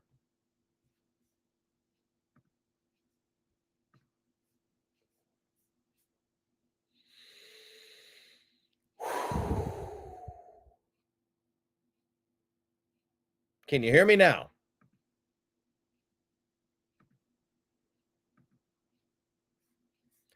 Oh, doggone it. Now it took my Zuckerberg thing when I switched over to X. Let me find it here. Pop it Hunters uncovers level something. You need to remind y'all shifting direction. I got it's a power shifting directions. There we go. And wants to get out in front. I don't know if I need. So when I get that option on Facebook, now if they've logged me out of my account, they blocked me out of my account. Oh, to protect me. I'm not using an authentication app like Google Authenticator or Duomobi to generate it. No, you can do it by text message. I'm like, fine, send me a text message. Like, use text message, SMS, to receive verification codes. By the way, for your protection, phone numbers used for two-factor authentication can't be used to reset your password when two-factor is on. So now it's going to log me out from being able to access my account on the device that I'm using for two-factor. So now I can get logged out of my account permanently. I'm done. I'm not using it. Facebook, I'm not doing it. You've done this to me before, and I've cut your app off. I just don't use it. I'm not going to. I got logged out of my Restream today. That's why my stream was 2 hours late, because I'm figuring out how the fork am I supposed to do this? Do I sign up this way? Do I sign on that way? No, I'm not doing it. I'm done with Facebook. They let me on before. I waited them out. And they're like, all right, I guess he's back on. I don't give a shit about getting back on anymore. I am so frustrated by the daily barriers to me delivering my information to you people. Constantly frustrated. There are only 2 places I have a slight amount of confidence that I can communicate with you. One is on Rumble, because they don't fuck with me. They don't mess with my accounts. They don't censor. They don't demonetize. They don't de-rank. They don't smack my hand. And, oh, you got to take a training course. Oh, now you have a warning. You have a strike on your account. I'm media. I'm offering commentary on the things that we are watching in the media. It's called fair use, and I have it. YouTube is terrible, but I tried building a foundation on their quicksand. 1,700 videos for the New American Media on YouTube. 1,700 videos. Doggone it all. So anyway, that's that, isn't it? I'm not doing it. If Facebook goes by the wayside, it goes by the wayside. The other place I have that much faith that I'll be able to deliver my information to you for the New American Media, it'll be on X. Those are the only 2 places. I do have a website. I don't like using it. It's just then you got to log in, then you got to copy and paste, and you got to download a file and get the image, then you got to upload it, then you got to copy the text, then put the link there, and then you got to upload it's 17 extra steps. Mitch Hedberg has a joke about I opened up my Pepperidge Farm bread the other day. Open up the plastic. Wait, how does he say that joke? Pepperidge Farm, their bread's so fancy, you open it up and it still ain't open. You unwrap it and it's still wrapped again. I do not need another step between me and toast. I don't need another step between me and getting my information out. Ideally, I would like to work with I would like to team up with a group that can handle all these logistical things. It is soul crushing to wake up and you're like, all right, crack the knuckles. You're ready to do a show nice and early. And then all of the tech gets in the way and you go, hold on, I've been deleted. I no longer have access. I no longer have access to my account. Facebook did this to me every election cycle, 2020, 2022, when they were doing what they were doing to fortify. You know,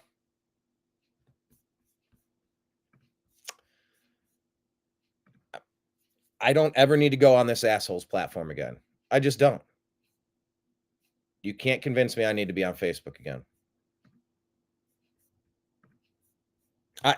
I'm done being treated like an asshole. I'm so frustrated by it. And I did this whole I buried this Facebook issue. The fact that I was banned from their platform again today. Again. I've been locked out of my account. The audacity of me. The audacity of me to try to use a social media site. This has always been a deep state media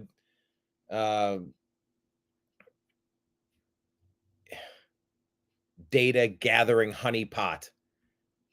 I resisted getting on Facebook forever, but when I started the New American Media, I'm like, fine. I guess I got to get on the New American Media. I guess I got to start. I don't know. I guess I better do that. Is that his wife, Yoko Ono? Yeah. Yeah. See, he tried blaming his wife when they put how many millions of dollars? $500 million. What was the number? I am so lost on my numbers. Was it 5 million, 50 million, 500 million, 5 billion? I don't remember. To put unsecured drop boxes for the 2020 election to fortify the results.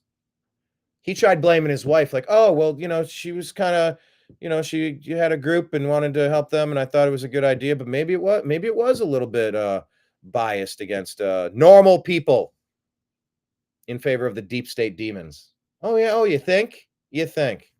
I don't trust this guy a single bit. Need to remind y'all, like anytime Mark Zuckerberg ever gets mentioned, I feel like this story should have to be told. It's like when Muslims say Muhammad, they have to say peace be upon him. It should be like Mark Zuckerberg, who offered Xi Jinping the chance to name his firstborn child something, something, something. What? Y'all know this? This is a true story. Mark Zuckerberg and Priscilla Chan had Xi Jinping, president of China, over for dinner and said, we want you to name our firstborn son. We're going to name him after you. We want you to decide his name. Great leader. And it was such a tacky move that Xi then declined. Even Xi Jinping was freaked out by that level of subservience and obsequiousness.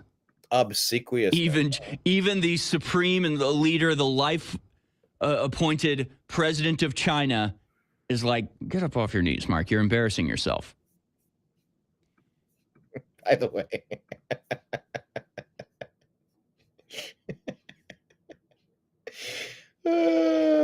Kenneth. I'm talking about being logged out of my account on Facebook, and Kenneth says, I log out after a heavy meal. So stupid. All right, Kenneth, publicly grade my stand-up set yesterday. You said A for effort, but give me any additional feedback, good or bad or otherwise. Give me any feedback you had. I log out after a big meal. We gotta laugh at this stuff, but this stuff is serious. This stuff is annoying. I read you that frustrated rant from that guy. It's like, I do not want to do. Every time I'm trying to do something, there's 3 pop-ups that get in the way between. I do not need extra steps between me and toast. I bought Pepperidge Farm the other day. That bread's so fancy, you unwrap it, and it still ain't unwrapped. I'm just tapping on Facebook to see what's going on. I don't need 2-factor authentication. And I don't need this. The recommended option, I need to get these other extra apps. I'm not doing it. I don't want it. Maybe I'm misunderstanding what the issue is and I'm just raving for no reason. Maybe. Then they need to make it more clear to me. And if all they need to do is send me a text message, don't say that I'm not going to be able to log into my account if I use that phone anymore. The way I'm reading it is that if I try this, I could sabotage my own account. So I just won't use it. I just won't use it. How about that? I just won't use it. They've done this to me time and time again, and I usually wait them out. And then they stop asking me, and then I get back in. But I start realizing how much better it is without Facebook in my life. Yeah, I do use it for different things, but I don't have to. Yes. Kenneth's saying that my stand-up doesn't need to be politics. It doesn't all need to be politics. Yeah, I've been doing topical content, like a late night stand-up host, like Norm Macdonald reading. Now here's the fake news. And he'd read his reports and do his Saturday Night Live weekend update jokes, or Jay Leno doing a monologue or something like that. Yeah, I know. That'll be the next step for me in my development, is to maybe talk about me or to just talk about silly things. Yeah, I'm just covering current events and trying to take current events and make them into 4 minutes of jokes. But yeah, that guarantees that every week I'm going to get rid of 2.5 of my 4.5 minutes because it's not timely anymore. I did jokes on the Super Bowl. That's not relevant anymore. But if I do ordinary jokes about Pepperidge Farm, that bread's so fancy I unwrap it and it still ain't unwrapped. That's just like an evergreen joke I could tell anywhere. So yes, good point. Gotcha. Understand. I agree too. All right, back to the Zuckerberg. Get my member out of your mouth, Mark. I don't actually like you that much. We're just friends. So just know, like, when Mark Zuckerberg is like waving an American flag, right? Being like, yeah, I'm totally MAGA now, actually. The dude tried to get Xi Jinping to name his child. Okay. Just think about that. Just think about that.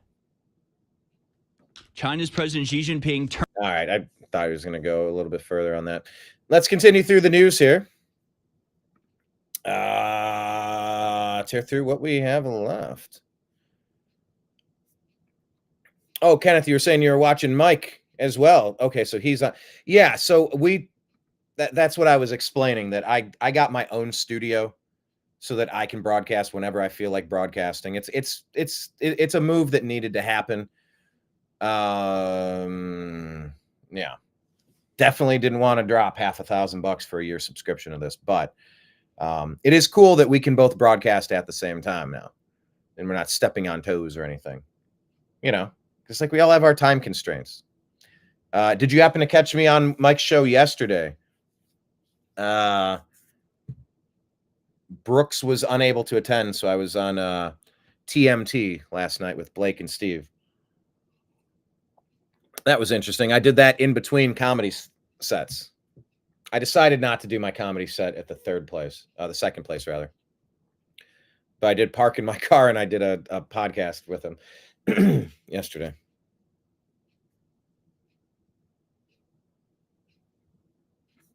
Okay, let's continue here. Elon Musk is saying that California, where is this from? Kenneth Schrupp from Unsplash at the Center Square. California is spending $9.5 billion with a B dollars on healthcare for illegal alien invaders this year. Make that make sense. Here's a guy that wants to find some common sense. Do you agree? And you people still don't get it. You don't get it. I voted for Donald Trump, black Trump supporter. Voted for Donald Trump to do what he's doing. Did you expect Donald Trump to do this? Not all this. Oh, it feels so good. I didn't expect all this. This is incredible. It's Christmas every day. You wake up, oh my gosh, we're getting more done. This is great. That's how I feel. Do you like Elon Musk? Yes. Well, yes. Yes, I do. I'm watching Democrats tell me, I thought Republicans like small government. Well, that didn't work, so we need Elon.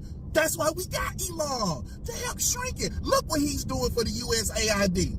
They're dropping their workforce from 10,000 to 300. Black History Moment. Black History Moment. Every last black that's on television seem to be all sucking off the Democrat teeth. Nope. All of them give the same talking point, the same concerns, all Democrat approved. All of you Democrat approved. Well, here's your talking points. If you stray off the reservation, will Eric Adams you? Will Donald Trump lawfare you? It's insane. Democrats are bullies. They're mobsters. They're anti-American. They're treasonous. Run away from them. Being affiliated with the Democrat Party has got to be the most toxic brand since. All right, there's a question of the day for Kenneth and for anybody else out there. Question of the day. Question of the day. On the Mount Rushmore of toxic brands,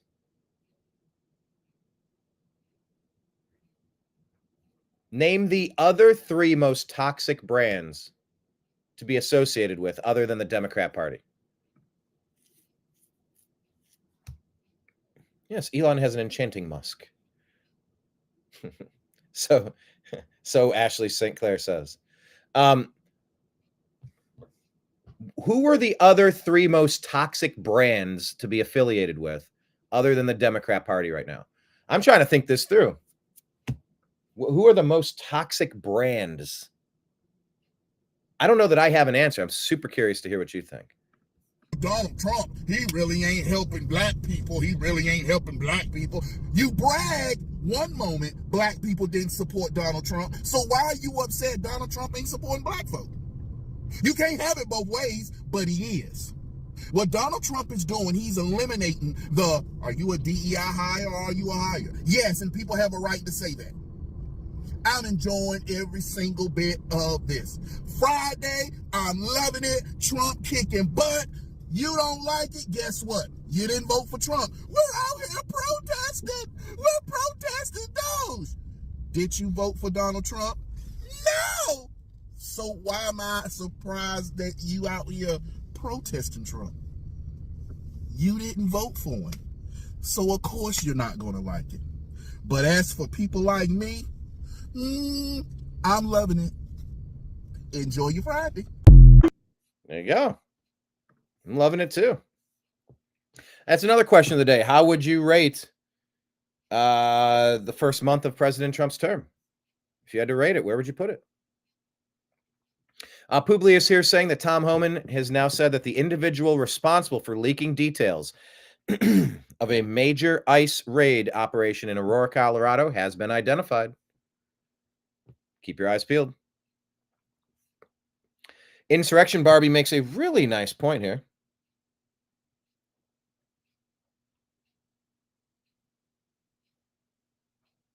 For some reason, when Biden was firing federal workers for refusing the vaccine, not one Democrat spoke up. But firing federal workers for wasting taxpayer money is the end of democracy as we know it, according to the Democrats. Make that make sense. Cat Turd saying, not another penny.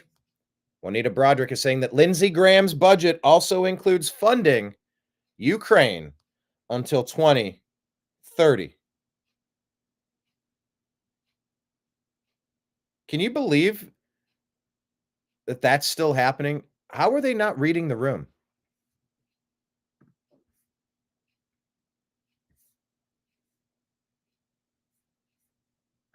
How are they not reading the room?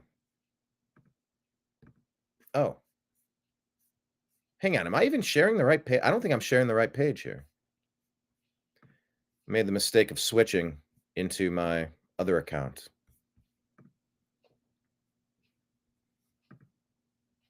There we go, I guess. I'll try that. Charlie Kirk is saying that all Germans should vote AFD in the upcoming election. This is for the survival of Germany. Close your borders and protect your culture. German women are making TikTok dances in support of the AfD party, the only political party that supports mass deportations. There's been an illegal alien invasion. It's the Obama doctrine to flood these sovereign nations from people from the Middle East, from Africa, from parts unknown, Central America, South America. I mean, those are kind of some of the primary places where they've been running mass invasions, really. Mass invasions. The German media portrays AfD as a far right. Don't ever, by the way, please don't use the term far right. That is a trick that the left uses. Don't fall into it. They could be right, but don't say far right. German media portrays AfD as far right, but most of their positions are normal. They merely also want deportations. Yeah.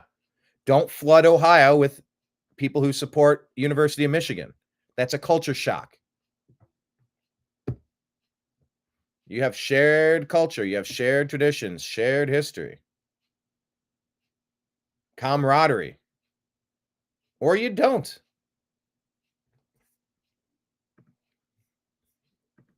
Yeah, I got to make that larger. There we go.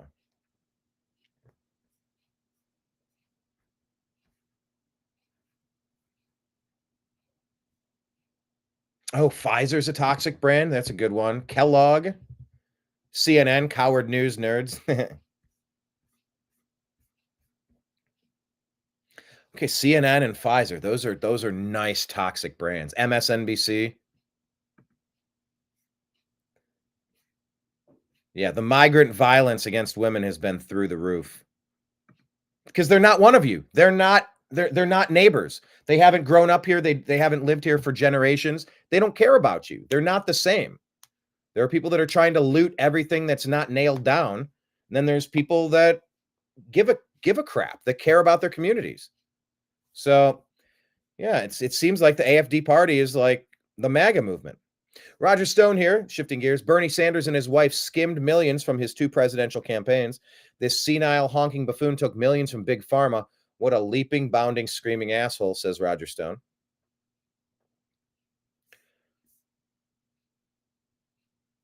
Oh my gosh. And we're trying to understand what happened in this airline crash. Let's watch this. Girls, come on. Leave the saving of the world to the men? I don't think so. I don't think so. Girls. Was this the pilot? Delta has been obsessed with solo flights and girl pilots and girl teams and this and that. It's maddening. You should be concerned with taking off and landing properly. That's it. And if girls get those jobs, so be it. It's an open competition. Nobody's banning you from competing to get those spots, but you shouldn't be prioritized based on the genitalia that you have or the skin color or who you decide to sleep with. Merit-based only. This is hilarious. They took this video and turned it upside down. Here's Elon Musk, though. Oh, no, I did share this one before. Let me click over here. God, that's funny, though. Well, News Nation, Kelly Sorrell attorney, posting this, and Dr. Fauci and Dr. Deborah Bricks must be arrested for intentional genocide. HIV quietly destroyed our immune system. We need to get to the place where people with long COVID can not only survive, but thrive. Let's listen here. Comparisons to HIV, you've done a ton of research in this. Do you believe this is a false flag? Is there something that contextually people need to understand about that comparison? Or is this much darker a potential reality than we knew? The reason the comparison to HIV is important is because HIV was also asymptomatic. I mean, you couldn't see the virus through symptoms because people were infected for 7, 8, 9 years before they developed symptoms. Man. But HIV quietly destroyed our immune system, and we learned a lot about immunology from HIV, and it's changed completely our cancer therapy. We're learning now about mitochondria and viral impact and brain fog and the changes in our neurons and the cells that nourish our neurons that really allow us to think and move. And we're learning that because what of long COVID has done. And so there's two sides of this coin every time.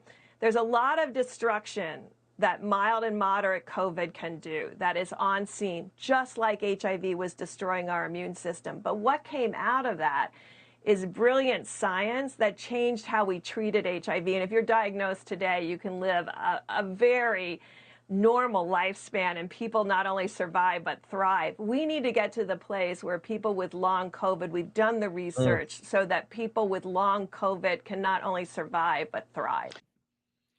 And that's terrifying, what they've been doing. Yeah, just a reminder of what treason is. 18 U.S. Code 2381. Whoever owing allegiance to the United States levies war against them or adheres to their enemies, giving them aid and comfort within the United States or elsewhere, is guilty of treason and shall suffer death, or shall be imprisoned not less than 5 years and fined under this title, but not less than $10,000, and shall be incapable of holding any office in the United States. It's time. Let's listen to Caroline Leavitt here, the great Trump spokesperson, talking about this plane crash. They're trying, the Democrats, look at this guy, Chuck Schumer, the worst of the worst, this gargoyle, putting cheese on frozen burgers. What a monster. That might be the worst thing he's ever done, honestly. Trying to blame Trump for a Delta plane crash in Canada. This is peak stupidity. We don't know if it was a failure of equipment or if it was weather, if it was pilot error, if it was something else. And yet you get the minority leader in the Senate immediately pointing fingers at the president. Your response? It's incredibly irresponsible for Chuck Schumer to say such a thing when the investigation is still underway. And as you rightfully pointed out, John, this crash unfortunately took place in Canadian airspace with Canadian air traffic controllers overseeing it. And the facts about the FAA are that no air traffic controllers have been let go by Secretary Duffy or this new administration. In fact, Secretary Duffy has put great emphasis on hiring the best and the brightest air traffic controllers who want to be part of the FAA, and President Trump signed a very strong executive order to ensure that the FAA and all federal government agencies are focused on merit and skill-based hiring. We want the best and the brightest, the most competent individuals in positions, especially of public safety. Only the best and the brightest. It's not, oh, you get special treatment, or we'll put your resume to the top because you have certain demographic characteristics. No. Just the highest test scores. Just the facts, Jack. Just the facts, Jack. At the FAA, the Department of Transportation, and all departments across this federal government, so we can best serve the American people. So while Secretary Buttigieg and the Biden administration sat on their hands when it came to aviation safety for 4 years, this administration is taking it seriously and is actively recruiting the best and the brightest to join this very important field. We don't know if Look at this monster, Chuck Schumer. Putting cheese on a frozen burger. All right, let's get to, I had a couple more that I wanted to show you from today on our X feed. Make sure you're following the New American Media on X at American_media_. Yeah, Trump speaking about Zelensky having a vote, and, you know, given that we're supposed to be defending democracy, there should be democracy. Tim Pool says the U.S. held an election during the Civil War. Ukraine can hold one now. Vigilant Fox saying Elon delivers the perfect comeback to people complaining nobody voted for Elon. This is a sit-down nominees. With, Sean Hannity yesterday. And this is what you get from the Democrats. You get nobody voted for Elon. Well, nobody voted for any of your cabinet nominees. Okay. People are dying because of Doge cuts. I'll give you a chance to respond to all that. What Doge is doing is illegal. Elon Musk is more street vernacular for a male body part. It's a constitutional crisis. Okay. Why are they reacting like this? Well, first of all, do you give it flying rip? Oh, number one, and well, I guess we must be over the target or doing something right. You know, if like there wouldn't be. John B. Wells says that all the time. I need to book John B. Wells. I haven't talked to him in a while. He always says, you know, Brian, they say if you're taking flack, you must be over the target. He's got the coolest voice. Must be over the target or doing something right. You know, if like they wouldn't be complaining so much if we weren't doing something useful, I think. What all we're really trying to do here is restore the will of the people through the president. And what we're finding is that there's an unelected bureaucracy. Speaking of unelected, there's a vast federal bureaucracy that is implacably opposed to the president and the cabinet. And you look at, say, DC voting, it's 92% Kamala. Okay, so we're 92% Kamala. That's a lot. How? They don't like me here either. I think about that number a lot. I'm like 92%. That's basically almost everyone. Yeah. And so, but how can you, if the will of the president is not implemented, and the president is representative of the people, that means the will of the people is not being implemented, and that means we don't live in a democracy. We live in a bureaucracy. And so, I think what we're seeing here is the sort of the thrashing of the bureaucracy as we try to restore democracy and the will of the people. Well said. Check this one out. How quick does it get to this? Well, here, I'll just read you the transcript. Colin Rugg is reporting that LA Mayor Karen Bass says that she's investigating why she was allowed to go on a trip to Ghana days before the LA fires. Can you believe that? Investigating someone else for something you did is wild. That level of preparation really didn't happen, so it didn't reach that level to me. No one said you shouldn't have gone on a trip. Reporter says, why didn't it happen? I don't know. That's what we were investigating. These politicians speaking in circles, it's maddening. Here's Secretary of Treasury Scott Bessent talking about Democrats spreading fear about Doge for good reason, because they're involved in the fraud. You know, this kind of fear-mongering doesn't help anybody, but it tells me that people are worried that, that they're part of the waste, fraud, and abuse. And you think there's going to be a ton more? I think when I came in, we all think there's waste, there's abuse. I think there may be some real fraud here, Brett. This kind of fear-mongering doesn't help anybody. Real fraud. Wall Street Apes. Hey, check this one out. Here's Rand Paul on an important issue. What is going on at the post office? Well, yeah, let's just listen to Rand Paul. I could highlight. You mentioned in your testimony that the post office is different than other areas of government, that it has to operate like a private business. You also mentioned that about 80% of the volume of first-class mail has gone down over time. Can you think of a private business where 80% of what they're, doing to make money is going down in volume that would actually increase their employees? Yeah. So, Senator, you keep asking. I mean, I didn't make the laws that organize the United States Postal Service. Okay. I came in, as I said, to the condition that we had, and I'm trying to fix it. Now, you exaggerate the hiring aspects. I know of no one in private practice or investors who, give advice through a corporate board who would say, you have a declining business model, we're going to increase the numbers, but then when you have a choice of hiring contractors that won't be paid the same wages or pension benefits or health care benefits that you pay your employees, you're up 190,000. You've insourced 190,000 jobs. And it's just sort of inexplicable. The whole point of the reform of shifting the cost, it's not really reform, it's a shell game. We just took a bunch of things that are still costs on your books and we put them on somebody else's books somewhere else in government. It's still a massive cluster in a way that the debt problem is just shifted over to another account. But in doing that, the main thing you were trying to get away from was healthcare costs and pension, right?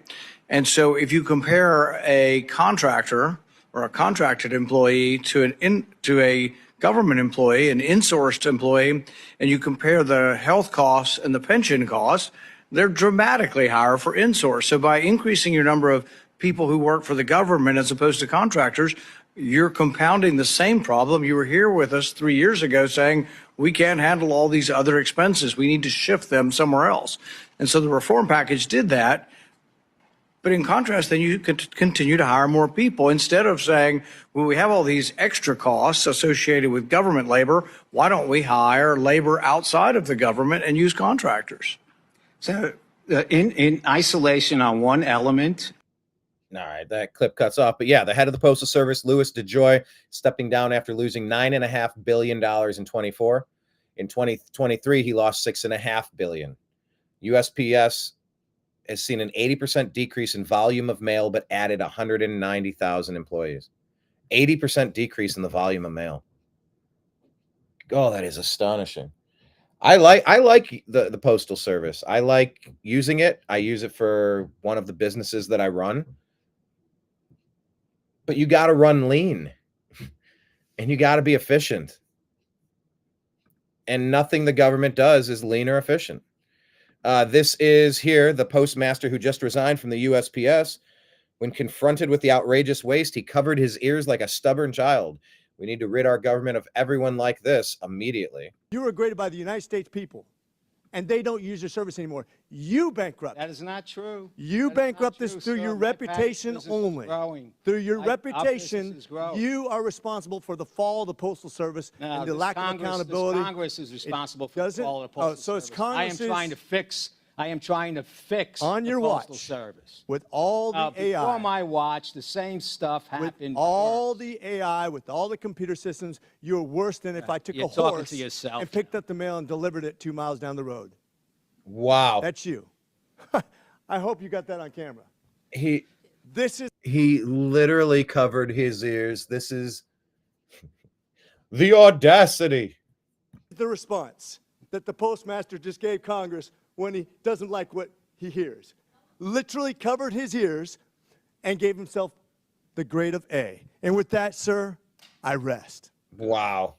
You did that to yourself. I thought that was figurative, not literal. You might not see a crazier clip than that today. And you're going to see a clip of that Delta Airlines flight landing and then bouncing and flipping upside down. That might be the craziest thing you've seen. The perfect still image of what government is: government bureaucracy, government bloat, government inefficiency. This is the picture of it. That guy covering his ears up, not wanting to hear it. Libs of TikTok reporting this video. Here's Bobby Kennedy Jr. He's going to investigate rising chronic disease and all of these things. Let's take a listen. Last Thursday, President Trump signed an executive order to establish the MAHA Commission to study what has caused the precipitous decline in American health over the past 2 generations. So we will convene representatives of all viewpoints to study the causes for the drastic rise in chronic disease. Some of the possible factors we will investigate were formerly taboo or insufficiently scrutinized: the childhood vaccine schedule, electromagnetic radiation, glyphosate, other pesticides, ultra-processed foods, artificial food additives, SSRI and other psychiatric drugs, PFAs, PFOAs, microplastics. Nothing is going to be off limits. Whatever belief or suspicion I have expressed in the past, I'm willing to subject them all to the scrutiny of unbiased science. Yes, every one of them run the full investigations. It's questioning whether these things are good or bad for us. That's not a bad thing. What's bad is not running audits on everything to determine if we got a blinking red light problem in front of us. That is going to be our template: unbiased science. That's something that will make us all proud of this agency and of our role in restoring American health. Let's commission research that will satisfy all the stakeholders once and for all. Let's use protocols that we all agree on in advance and not alter the outcomes of studies when they're halfway through and that they look inconvenient. Let's all depoliticize these issues and reestablish a common ground for action and renew the search for existential truth with no political impediments and no preconceptions. Finally, I want to ask you to That is perfectly phrased. Bravo, Bobby Kennedy. Oh, you're a kook. You think this, you think that. You go, no, no, no. I want to investigate all of these things right now, right? Oh, hi, guy. Mr. Nim. Being sweet. Take a look at this. Bravo to Bobby Kennedy for that. I'm just so impressed, so happy, so thrilled. All right. Donald Trump posted this. Doggone it. Nope, even then it won't work. Let me full screen it. Donald Trump posted this about Zelensky. Think of it. I can't be happier about how Bobby phrased all of that. Bobby Kennedy Jr. No preconceived notions about glyphosate or SSRIs or this or that or the vaccine schedule, but like all of it. I want to investigate all of it, just like I want an audit into every dollar being spent everywhere. Not this department, not that department, every stinking department. Let's go. That needs to be the message. We're investigating everything right now. All hands on deck. Donald Trump said this. Think of it. A modest, talking about the Ukraine war and as we try to wrap that thing, wind that down, that Obama mess. Think of it. A modestly successful comedian, Vladimir Zelensky, talked the United States of America into spending $350 billion to go into a war that couldn't be won, that never had to start, but a war that he, without the U.S. and Trump, will never be able to settle. The United States has spent $200 billion more than Europe, and Europe's money is guaranteed, while the United States will get nothing back. Why didn't sleepy Joe Biden demand equalization? In that this war is far more important to Europe than it is to us. We have a big, beautiful ocean as separation. On top of this, Zelensky admits that half of the money we sent him is missing. He refuses to have new elections, is very low in Ukrainian polls, and the only thing he was good at was playing Biden like a fiddle. A dictator without elections, Zelensky, better move fast or he is not going to have a country left. In the meantime, we are successfully negotiating an end to the war with Russia, something I'll admit only Trump and the Trump administration can do. Biden never tried. Europe has failed to bring peace, and Zelensky probably wants to keep the gravy train going. I love Ukraine, but Zelensky has done a terrible job. His country is shattered and millions have unnecessarily died, and so it continues. Wow. Yeah, that's why Zelensky has not been brought to the negotiating table. Let me get back to this one. Alex, back to Doge. CEO of Palantir conceding that his former party, the Democrats, are self-destructing by fighting against what 90% of Americans demand, which is real government accountability. Bravo. Look, what I don't like about what's going on is I just view this as, well, let's watch the Democratic Party commit suicide. And like, I've been a Democrat most of my life. I kind of view myself as outside it, but I don't like watching the Democrats just commit suicide. And what I see is most of the country doesn't really, at this point, given the fraud, waste, and abuse we know is there, 90% of the country is like, get rid of that fraud, waste, and abuse. And I just view this as yet another example of the progressive left boxing themselves into a suicide dance. Now, what the progressive left should be doing is saying, okay, Elon, you're clearly the most qualified person in the world to do something like this. We want to dialogue with you about how you're doing and what are you doing. I don't believe that's actually what happened. No, all they do is they have a knee-jerk reaction to demonize. It's Trump derangement syndrome. If Trump's like, I read the weather reports, a beautiful day today. Thank you for joining me. I'll see you in an hour outside at the lawn. All the media would show up with raincoats, galoshes, and umbrellas.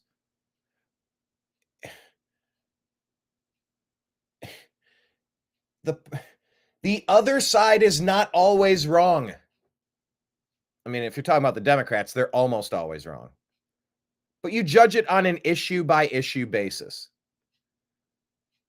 This cultish groupthink. Now we hate Elon Musk. Now we hate Elon. Why? Why? Because Elon Musk, because Musk, because. And again, I like Elon. I know I think he's obviously the most important builder in the world. And I just Donald Trump is a pretty competent builder as well. You know, those quotes, once again, the Riviera of the Mediterranean or whatever, trying to rebuild Gaza, trying to rebuild the wall and define the American borders again. Like Trump's a builder too. They get along because they build shit. Skyscrapers and hotels and casinos and golf courses. He's a builder. Builders build. Democrats just destroy. Tell me what the Democrats build. They destroy things. Just think, if you want to say my former side, I don't believe that they're actually engaging. I think it's like another dance where I'm supposed to say, of course, like whatever. It's like there's this one issue where I might, and then you get boxed into you cannot solve the problem. And then I would say, what is the biggest problem in this society? Biggest problem in this society, from my perspective, is legitimacy of our institutions. Why aren't they legitimate? They're not legitimate because, okay, do any of you really believe that 99% of your taxpayer dollars are being spent? But last and not least, and probably arguably most importantly, this guy's fun to listen to. Like he gets 60% through a sentence and then he's just on to the next sentence. It's like his brain is moving too fast and he's not really wrapping up his thoughts. I can definitely relate to that. One of the things that I do is I will be about 10, 15 words ahead of what I'm saying, 5 to 10 words ahead of what I'm saying. And I find myself, I tumble over top of them and then I pause, I hit rewind, and then I slowly try to re-articulate the point that I was trying to make before I tumbled over my own feet. It's interesting to hear him talk because I'm noting this. Maybe not particularly salient to the point he's making, but it's interesting unpacking how people think. It's not so much what people think, it's how they get to what they think. And it's the directives that navigate and focus where they're going, how they're getting there. It was interesting listening to this sentence. I want to hear it one more time. Boxed into you cannot solve the problem. And then I would say, what is the biggest problem in this society? Biggest problem in this society, from my perspective, is legitimacy of our institutions. Why aren't they legitimate? They're not legitimate because, okay, do any of you really believe that 99% of your taxpayer dollars are being spent? But last and not least, that our taxpayer dollars are being spent, I think he meant wisely, appropriately, frugally, spent as if they were running a household like you have to, spent as if they were responsible for turning a profit instead of going into debt like we are. He's jumping past it. He's like, you get it. Next point. It's interesting. I don't know this guy very well, but I'm interested. And probably arguably most importantly, there's two revolutions happening. One is transparency and one is AI. Okay, so why is it that we do not know where every penny of our money goes? Like, how do you explain that to people? And by the way, slightly more technically, what large language models do is you can go into the contracts and see exactly what happened. So in the past, we couldn't do this. Now we can. The right response is, we want this to happen. We want to happen. We want to be involved in the dialogue. The real response is, it feels like the people criticizing Elon don't want it to happen. And this is going to destroy those people. Yeah, it's going to destroy the Democrat Party.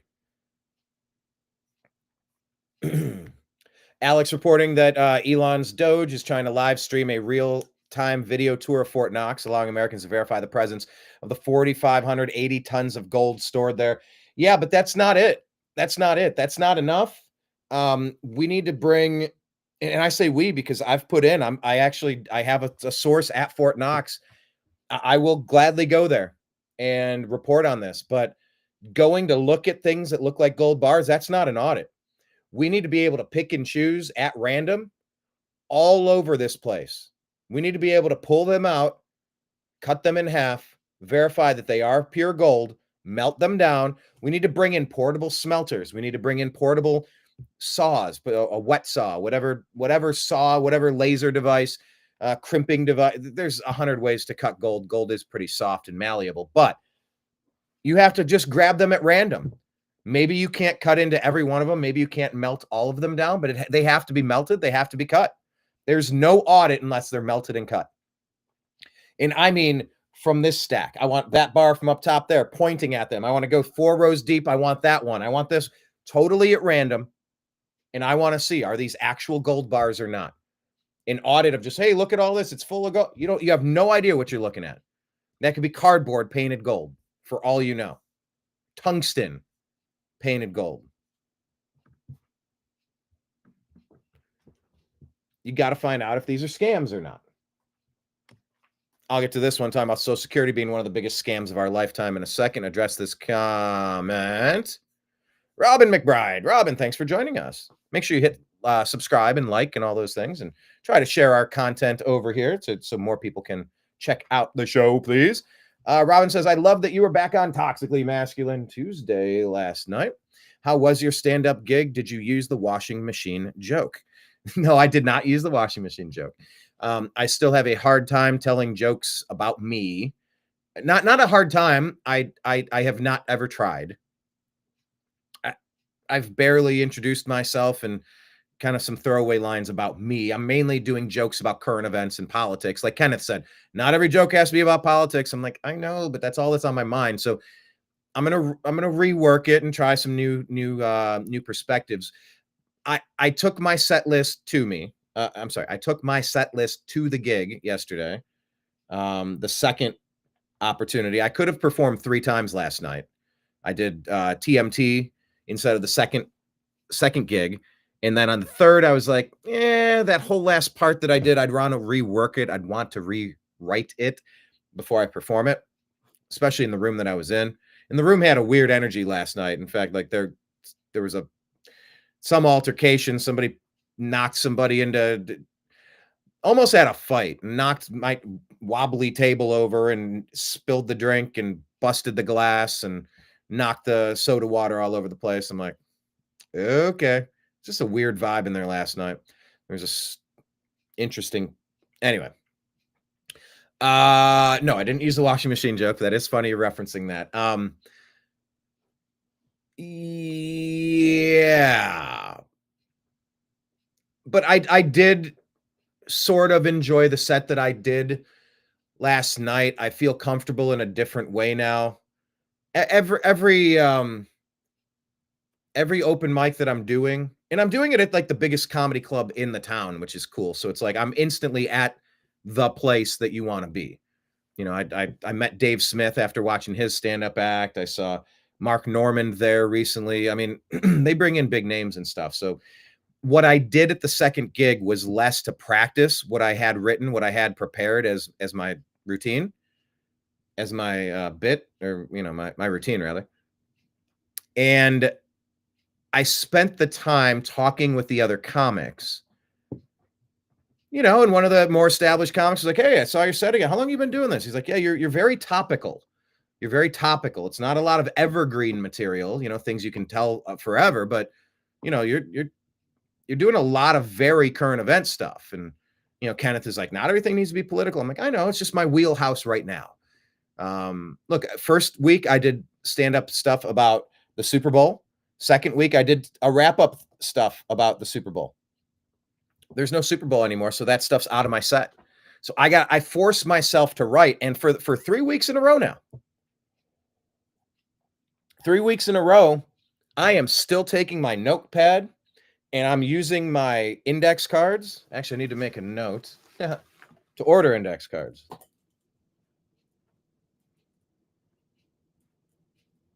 I gotta have a big shopping day. I've been putting off buying a lot of things.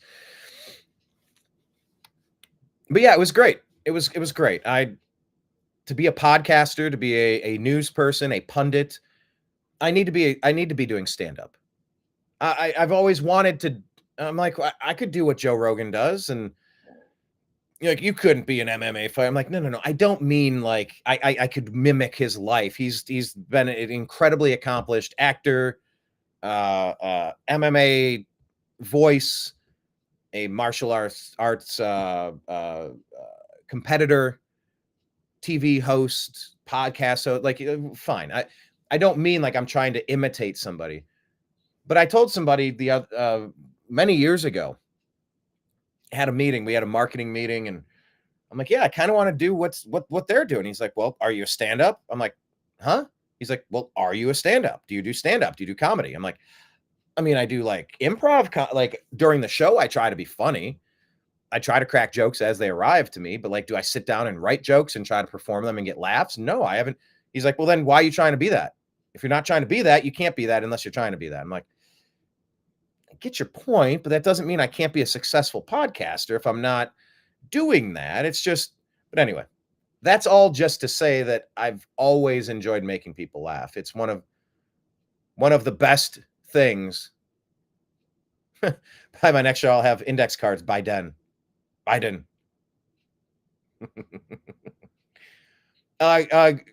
Kenneth, can you grade my impersonations? Robin, if I dropped the link to the set yesterday, could you? Should I post it? I'll post it. What the hell? Here, I'm gonna post it in the comments if you want to watch my set from yesterday. Oh, wait, maybe I hold on. How do I? Oh, I do it from this page. There we go.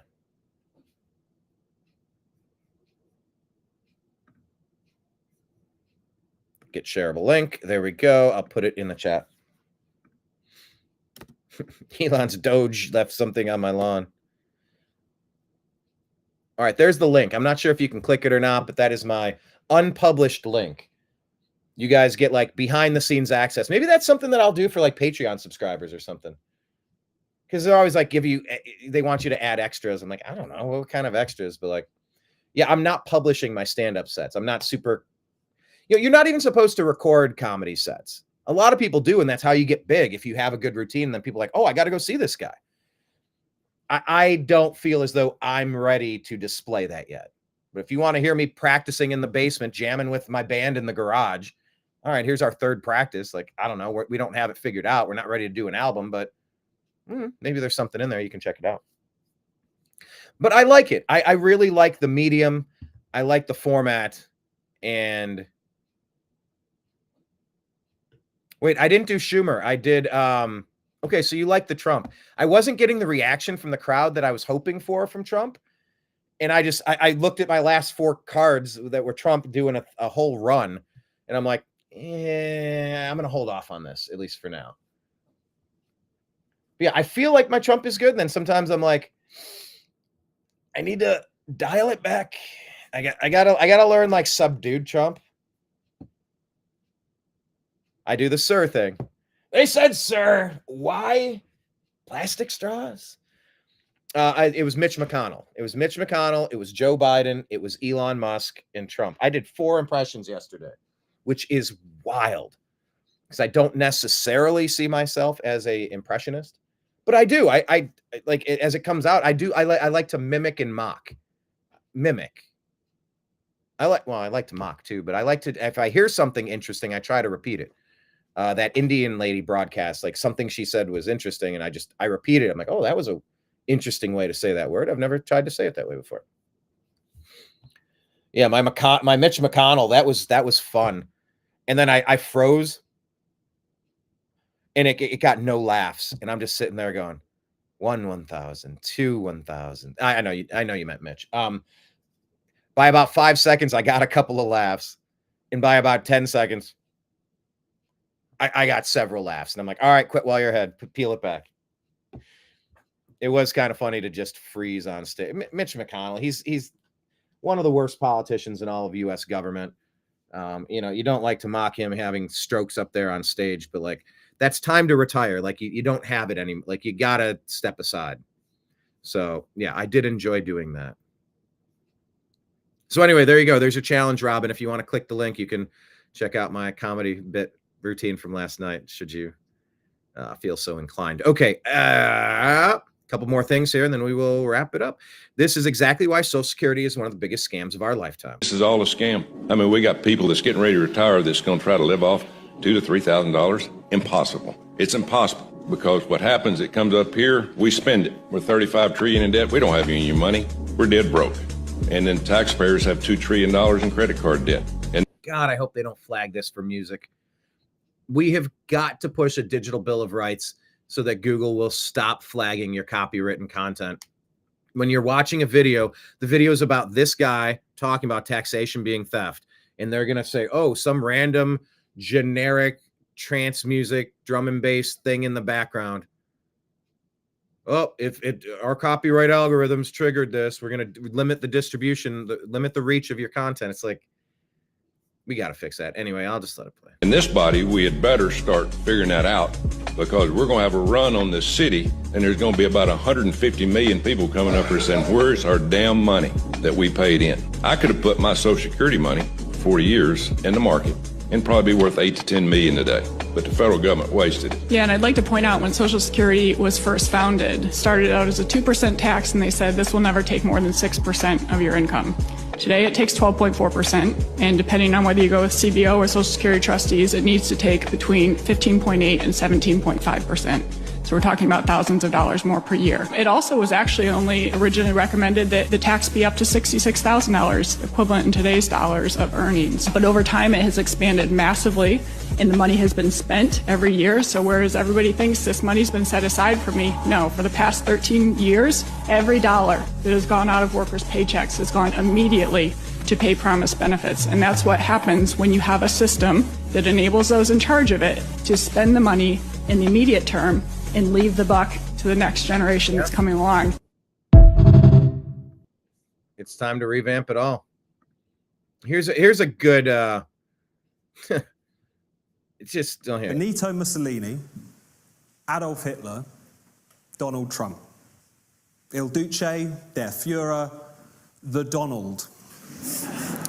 The Romans salute, the Sieg Heil, the YMCA dance. The comparison is so absurd it practically debunks itself. Totalitarian control, messianic dictatorship, a cult of racial superiority, paramilitaries crushing the left at home, a Darwinian militaristic struggle abroad, the worship of war and violence, the mechanized attempt, let's not forget, to murder all of Europeans' Jews. If that sounds like America in 2025 to you, then I suggest you leave here and have a nice long lie down.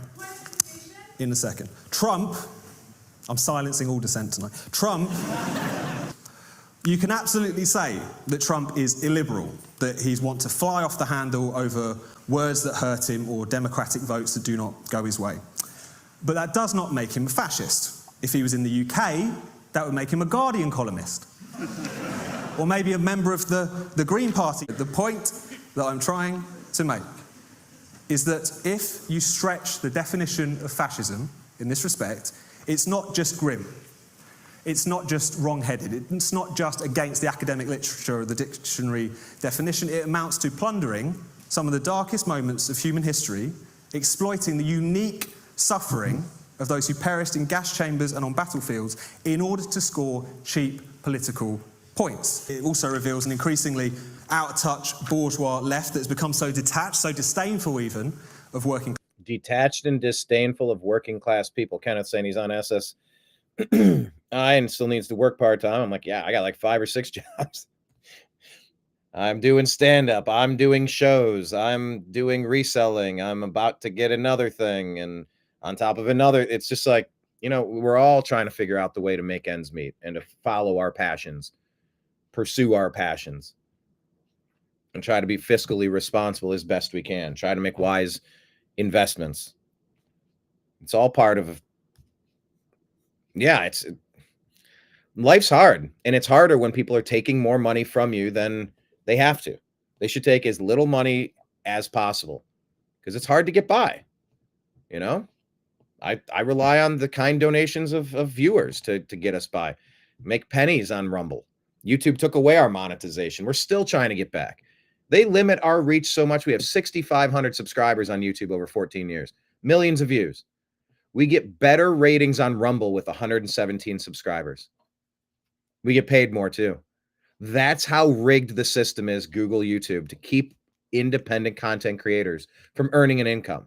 You think I put 14 years of my life into this, a decade and a half, trying to save this fucking country and humanity in general, so that I could do it for free and not only go for free, dip into whatever reserves I used to have?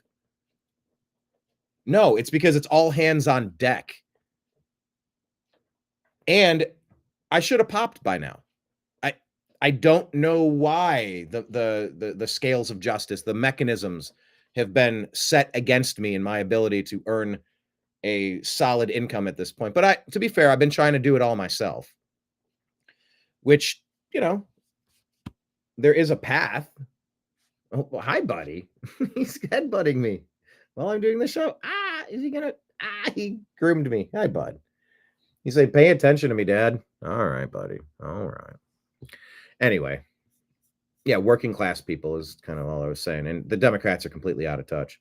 Republicans, too. MAGA's not out of touch, but Republicans are not MAGA. Class people, but that MAGA is MAGA. whenever they get together and rebel against the establishment, it instantly assumes they've been whipped up into this by some kind of racist, fascistic demagogue. Even when many of those voters are black, are Muslim, are Latino, record numbers of whom backed Trump in November last year. That's a strange kind of white supremacy as far as I'm concerned.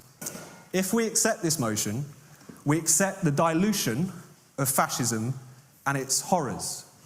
We defang that word, we reduce it to a swear word and a smear. We turn the graveyards of the 20th century into a playground in which to have our own political spats. That is an insult to the millions of people who lost their lives to fascism, particularly European Jewry, and I hope you will reject this motion as a consequence. Thank you.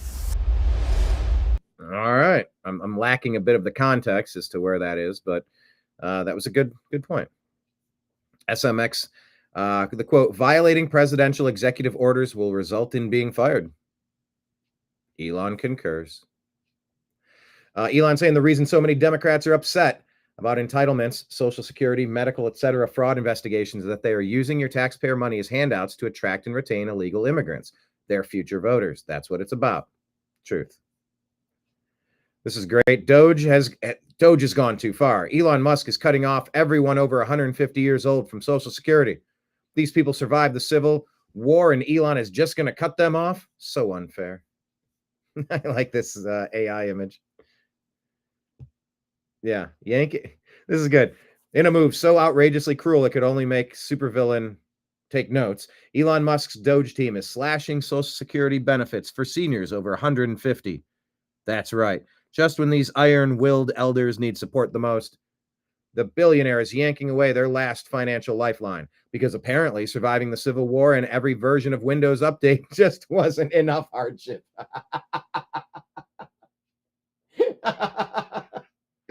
Surviving every version of Windows updates. That's awesome.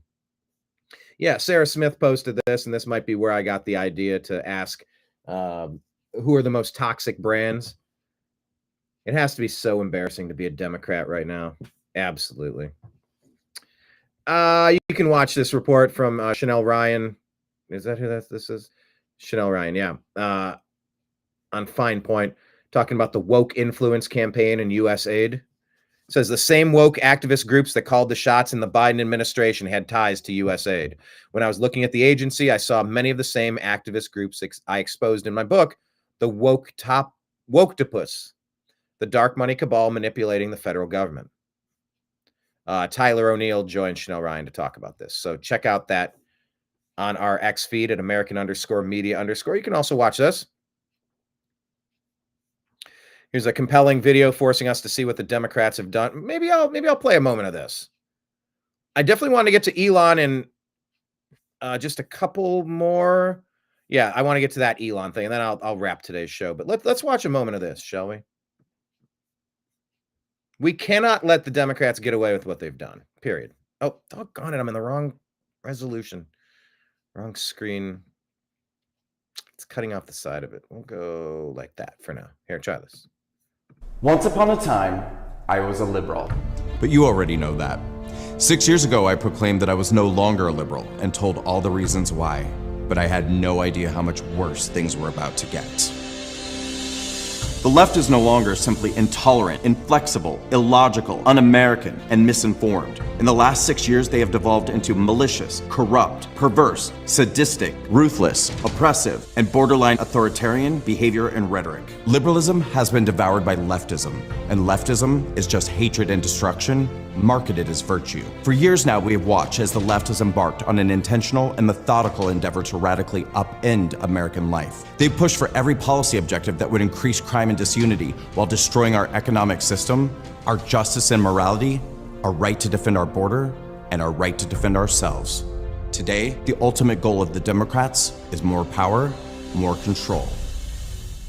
In an effort to destabilize and divide our society, the left has waged a war on reality, chipping away at our common perception of what is true and what is false. They'll accuse you of doing everything that they do and being everything that they are.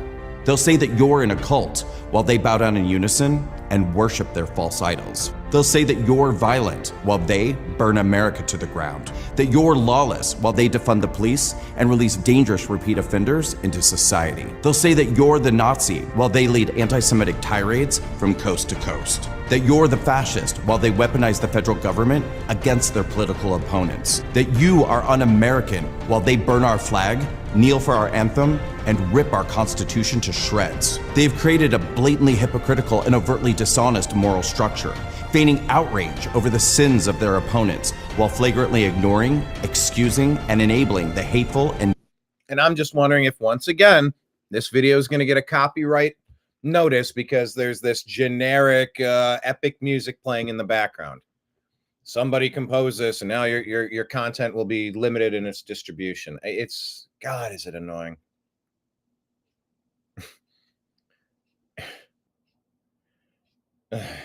dangerous behaviors of their own side. They'll criminalize your right to defend yourself while making martyrs out of attackers. They'll provide sanctuary for illegal migrants, but surveil American citizens they fear are too patriotic.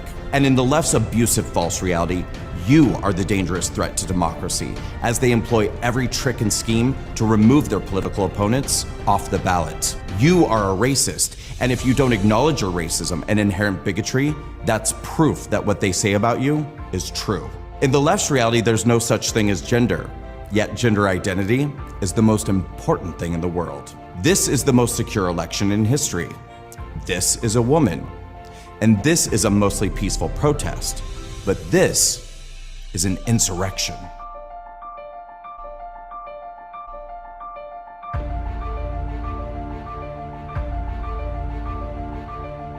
To capitalize on the left's deceitful false reality, the Democrats have ushered in a whole new era of racism, sexism, and discrimination, deceptively presenting these new ideas as diversity, equity, and inclusion.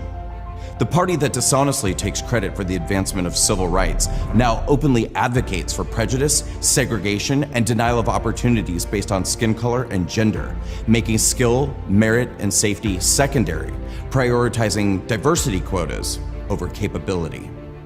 And the Democrats have a powerful ally. There you go, the diversity quotas with the FAA.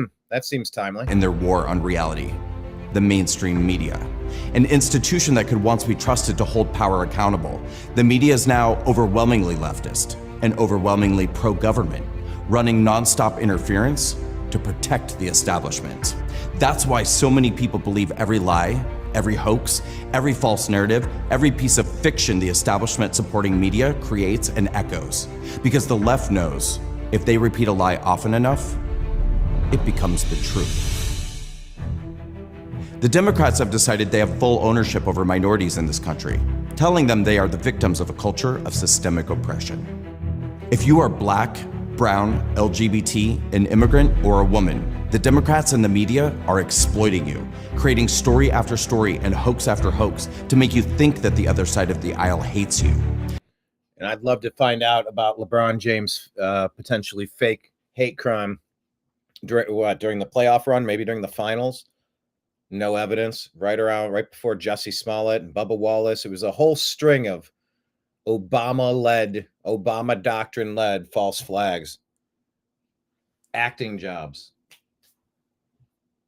That you have no hope, no future, and no safety unless they are in power. They lie about hate crimes and skew data to make you think that bigotry against you is. And this was one of my biggest gripes I had with Colin Kaepernick, the NFL, the BLM. It was all just absolutely based on incorrect statistics. And the Democrats were the ones behind this, the deep state, the U.S. aid, funneling money to people who wanted to burn this country down. It's a color revolution. It's an overthrow. It's a coup. And it was all meant to scare people into silence. On the rise. They want you to believe that your rights are in danger and that every problem in your life is caused by somebody else. They'll tell you they're the only people who care about you and your freedom of choice and opportunity. And then, in the ultimate act of gaslighting, they'll punish any of you who exercise your free will to leave them. They'll call you a self-loathing traitor and tell you you hate yourself if you don't stand in solidarity with their illogical causes and beliefs. They'll ostracize you from your community, cyberbully you, and try to make it impossible for you to exist. Yeah, they want you fired from your jobs. They're like, that's that. I'm telling you, it's been a big part of my decision-making process to do things on my own, because why would I work in a system where my opinions would be weaponized against me to potentially have a career taken away from me? I actually think I went through something like that. Another story for another day. But they're bullies. They're mob bosses. They're violent thugs. This is your punishment. The deep state that's orchestrating this. These are the mob bosses and the violent bullies and the thugs. And they get a lot of well-intentioned people wrapped up in this. Brandon Straka here, he walked away from the Democrat Party, and that's why you should as well. For being a minority and daring to disobey them by thinking for yourself. It's critical to Democrats that minorities remain forever segregated and afraid. Their goal is to make sure that you never know intellectual and spiritual freedom. Divided they stand.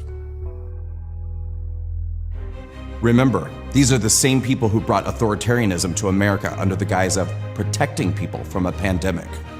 They led the charge to lock you in, mask you, and destroy your business just because they could. Never forget. They exploited a virus to manipulate an election. 100%. They arrested citizens for daring to open their stores and go to work. They jailed people for going to church. They turned a drug-addicted career criminal into a civil rights hero and gave him a funeral fit for a king, while our grandparents were forced to die alone. They mandated you take an experimental vaccine they knew was not proven safe nor effective. And suddenly, when a pandemic gave them the opportunity, the party that once championed free speech and expression became the party of censorship and suppression. Look, I'm kicked off of Facebook today. I was kicked off of Instagram 3 days ago. No accountability for this censorship. None. None. They ban and restrict any speech or opinion that challenges the establishment narrative. They'll label anybody who questions them as spreaders of disinformation to discredit them. They even created a governance board to track and punish thought criminals. Comply or be canceled. There's no line the Democrats won't cross anymore in their craven quest for power. If they can't earn it, they'll steal it. If they can't steal it, they'll break it. If they can't break it, they'll silence it. And if they can't silence it, they'll make it disappear. This isn't a political. This is such a great video. God, like I got goosebumps. This is such a great video. Political party. It's a crime syndicate, and nobody holds them accountable. Yep. The Democrats have created a two-tier system of justice, weaponizing three-letter agencies against their political opponents, spying on them, raiding them, jailing them, and putting them on lists, while they live without any fear of consequences for their own corrupt behavior. If they want you out of the way, they'll search high and low to find a crime to accuse you of. And if they can't find one, they'll make one up. They'll force you to confess to things you didn't do, because they have the power to do it. They'll destroy your name and reputation with the help of their media, who report anything the government tells them to. They'll impersonate you by banning you from banks, payment platforms, email services, social media, and air travel, just like communists do. They'll try to destroy every aspect of your life based on the lies they created, then celebrate the devastation they've caused. I should know. They did it to me. They'll convince your friends and family it's their patriotic duty to turn you into the FBI to have you investigated and punished. They'll label you a domestic terrorist to dehumanize you so that no one objects when they imprison you, bankrupt you, and bury you. They'll come after everyone around you one by one, and nobody will stop them because everyone's too afraid. And then it's your turn. And there's no one left to speak for you. So stand up, tell every truth, blow every whistle, sound every alarm, never shut up, never back down. Speak out now while you still can. This is our last chance to save America. Because once your freedom is gone, it's gone. And you'll never get it back. Once upon a time, I was a liberal. But liberalism is destroying us. So I will stand and fight for my values of unity, equal opportunity, personal empowerment, compassion, freedom, and love. So I continue to walk away. And I encourage all of you to do the same. Join us. Unite. Share your stories. Walk away. Walk away. Walk away. Walk away. Walk away. Walk away. Walk away. Walk away. Walk away. Walk away. Walk away. Walk away. Walk away. Walk away. Walk away. Walk away. Walk away.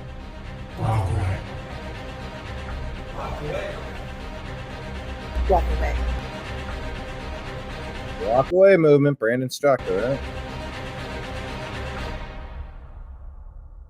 That was an awesome video. That sums up so much of what we've been living. Yeah, and that idiots still support them somehow.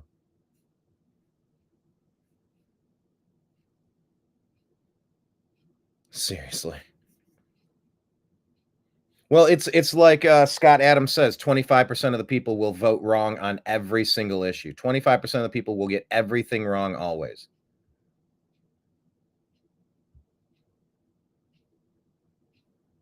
That's a wild statistic, but it's not far off from the truth. Okay, I think I can go side by side now. It still cuts off the side. That's the way to... I wish I could do the chat overlay a little different. It's all right. This will work. Okay. Let's listen. John Kennedy is one of the best. He's always good for sound bites. Here he is on Fox talking about the Democrat Party again. Here you go. I've got a lot of friends who are Democrats, and they haven't asked me for advice, but if I did, I'd tell them, look, you just got to try harder not to suck. I mean, think about it. Over the past 4 years, try harder not to suck.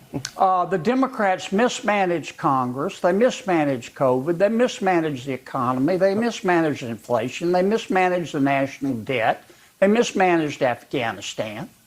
More recently, in their opposition to President Trump and Mr. Musk, the Democrats have chosen to support the bureaucrats and the spending porn over the American taxpayer.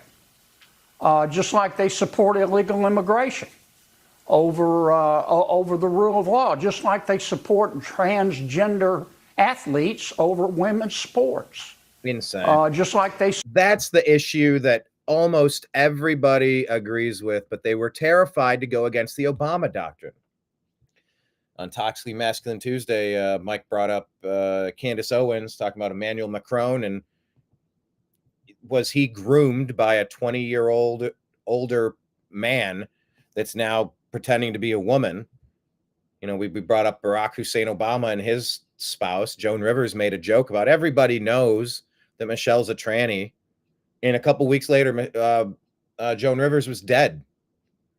Justin Trudeau, you could ask if he's pretending to be straight, and if his dad was Fidel Castro, and you could ask about Chuck Schumer, his significant other. I remember when Brett Favre, they showed Brett Favre at ESPN when Caitlyn Jenner was like, hey, look at me, I'm beautiful and bold, and look at me. And he's like, huh? Well, what? Why? What are you? ABC, ESPN, Disney, why are you pushing this at our award show? Why? They got rid of Kurt Schilling because he put a meme out and he was like, yeah, you shouldn't have dudes in ladies' restrooms. I was at a comedy show, and it's a very liberal crowd. And there's a conversation going on about, where the left goes bonkers. And it's like, no, you don't have men competing against women in sports. Like, are you nuts? That's why they were segregated in the first place. They're split for a reason. If you should ever encounter a super exceptional female that wants to play and compete at the highest level against men, so be it. You're not banned from that. But you should never allow a man to compete against women. That's just common sense. The American taxpayer. Mediocre men should not be beating up on women. If you think that's a controversial take, you need to take a step back and listen to what I just said, because I care about all of the people. And if you cared about all the people, you would agree with me on that point. Just like they support illegal immigration. You can't support illegal immigration either. You purchase a ticket to the movie theater. You show them the ticket. You walk in the front door. You don't prop open the side door and sneak in. And just because you snuck in it, you don't get to stay there and watch every movie forever. You got to go when you're discovered. Go. We're shutting down for the night. How'd you get in here anyway? Out. Over the rule of law, just like they support transgender athletes over women's sports. Just like they support Hamas terrorists over Israel. All Democrats are not like this, but the party is controlled right now by people who majored in online activism with a minor in puberty blockers. This dude and he's really.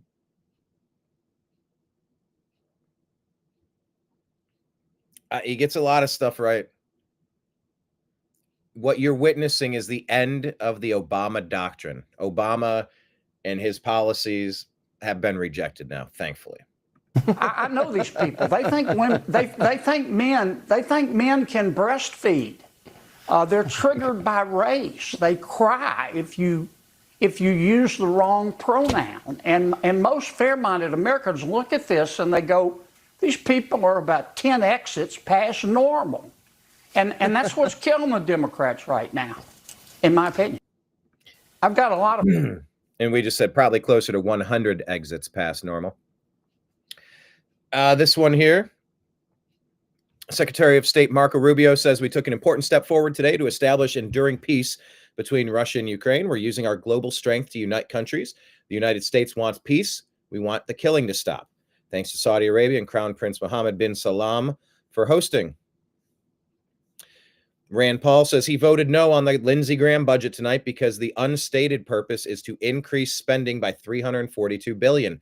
Read the room, Lindsey Graham. Hell no. Zero Hedge. U.S. housing starts have plunged in January along with home builder confidence. So are they about to pull the rug out on the economy? We'll see. We saw Brandon Straka with the walk away movement, but this is Scott Pressler, who we interviewed. You can see that video on Rumble and YouTube for the New American Media. Hit like and subscribe. However you're watching, hit like and subscribe. Scott, his profile says, I helped defeat Hillary, Kamala, and organize the Baltimore cleanup. We delivered Pennsylvania for President Trump, and check out early vote action. He says, life is so good. I found my purpose. I found my passion. This is what I was meant to do. I promise to keep working each and every day. Can't wait to wake up tomorrow and do it all over again. Not stopping or slowing down for one gosh darn second. Let's go. Yeah, but this was a part of a longer conversation, but it's a very interesting part. Look at that. That's an interesting look that he's giving. But Trump and Elon talking to Hannity yesterday. It's a great soundbite. He's going to go into orbit soon. Okay. Yeah. No, he's going to go into orbit soon. He's going to go to Mars. He's Starlink at some point. Huh? Yeah. Is in But they was asking like, do you want to die on Mars? And I say, well, yes, but not on impact. Starlink is in 100 countries. It's always great watching Trump crack up. Trump in a real honest belly laugh is like one of the best things. Because he's a comic. You got to understand he's a stand-up comic. And so when you get him laughing, it's like, all right, you're having a good moment here. So it's a great line. He's used it before, but... And I say, well, yes, but not... Hold on. I'll just play the whole clip. They was asking, like, do you want to die on Mars? And I say, well, yes, but not on impact. Starlink is in 100 countries. This is going to be hard. I feel like I'm interviewing two brothers here. You go ahead. Star Shield, which could be used for national defense. Yeah, it is already being used for national defense. Oh, Star Shield is already being used for national defense. All right. Just another one or two things. I think I'm done here. They got the Freedom Convoy leader, Pat King, being sentenced. The Crown is trying to lock him up for 10 years. Violent criminals get their charges dropped, and the Freedom Convoy protesters get the book thrown at them. They're hoping for justice up there in Canada. Well, you got to get rid of Trudeau. Seize your country back. Praying for you, brothers up there. We don't hate you in Canada. We hate your globalist puppet masters who are ruining your country like they've tried to ruin America.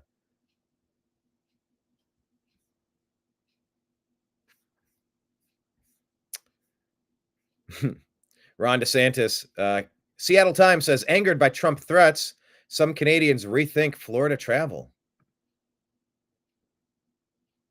Yeah, Justin Trudeau.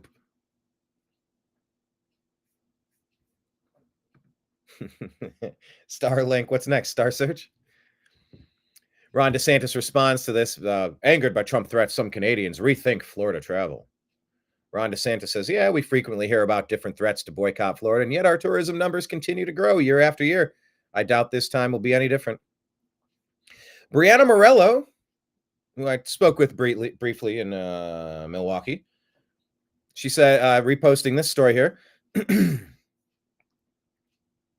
illegal aliens have been charged in $2 million burglary spree targeting Travis Kelce, Patrick Mahomes, and other professional athletes. The Chilean nationals are members of a South American theft group. The group targeted high-profile athletes in the NFL and NBA, all of whom were away or playing in professional games at the time of the burglaries, according to prosecutors. The gang is accused of breaking into these homes while the Chiefs were getting ready to face off against the New Orleans Saints.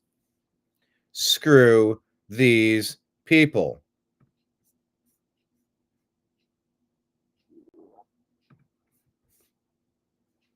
And now here's another one.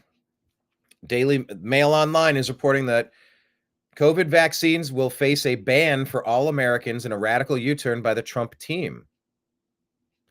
COVID vaccines could be suspended for all age groups in America. This is according to Dr. Asim Malorta. COVID vaccines could be suspended for all age groups in America under radical new plans backed by key health figures in the Trump administration. Several experts poised for top jobs in the U.S. health agencies subscribe to the disputed idea that shots are causing widespread side effects and deaths. Dr. Jay Bhattacharya, who has been nominated to lead the National Institutes of Health, the NIH, has backed a petition calling for the mRNA vaccines to be paused and retested, Daily Mail can reveal. He is one of the signatories of the HOPE Accord, which claims there is a causal link between mRNA shots and an alarming rise in excess deaths worldwide. DailyMail.com also understands Robert F. Kennedy Jr. has privately expressed concerns about the vaccines and signaled he's open to axing them if the data supports it. Dr. Asim Malorda, a British cardiologist being considered for a health advisory role in Kennedy's new health departments, has called for the jabs to be suspended and or reassessed. Outside the health agencies, Kash Patel, who's been nominated as FBI director, previously promoted bogus supplements that reversed the supposed damage caused by COVID vaccines. You don't know they're bogus. You don't know that it wasn't reversed. And you don't know that there was damage caused. Actually, I'm going to stop reading there. Elon is getting into the question about South Africa. Ankush Sharma says, if white South Africans aren't Africans, then no brown British man is British, no black American is American, no white American is American, no black Jamaican is Jamaican, no black Frenchman is French. You cannot have it one way and not the other. White South Africans are Africans. And the farm murders in South Africa is just astonishing. The hate crimes against white people it's something you would have imagined 200 years ago, not happening currently. Elon Musk says this is a sound argument. J.D. Vance kind of jumps into this conversation here. about the UK being overrun, and basically they're not a European nation anymore. They're not English. They're a different kind of country now. I was talking with a friend recently, and we were talking about, one of the big dangers in the world, of course, is nuclear proliferation, though, of course, the Biden administration doesn't care about it. And I was talking about, what is the first truly Islamist country that will get a nuclear weapon? And we were like, maybe it's Iran, maybe Pakistan already kind of counts. And then we sort of finally decided maybe it's actually the UK, since Labour just took over. But I mean, their country has been overrun through the Obama doctrine with illegal alien invaders that have taken over their country. What do you do in that point? Your country, if Ohio was taken over by University of Michigan fans, at some point, Ohio State Buckeye fans become the minority in their own country, in their own state, in their own area. That's not right. That's weird.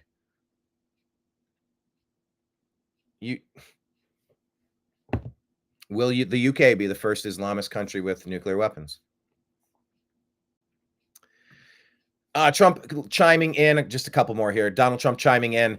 He said the House and the Senate are doing a spectacular job of working together as one unified and unbeatable team. However, unlike the Lindsey Graham version of the very important legislation currently being discussed for the budget, the House resolution implements my full America First agenda, everything, not just parts of it. We need both chambers to pass the House budget to kickstart the reconciliation process and move all of our priorities to the concept of one big, beautiful bill. It will, without question, make America great again. That's from a Donald Trump Truth Social post from today at 9:26 in the morning.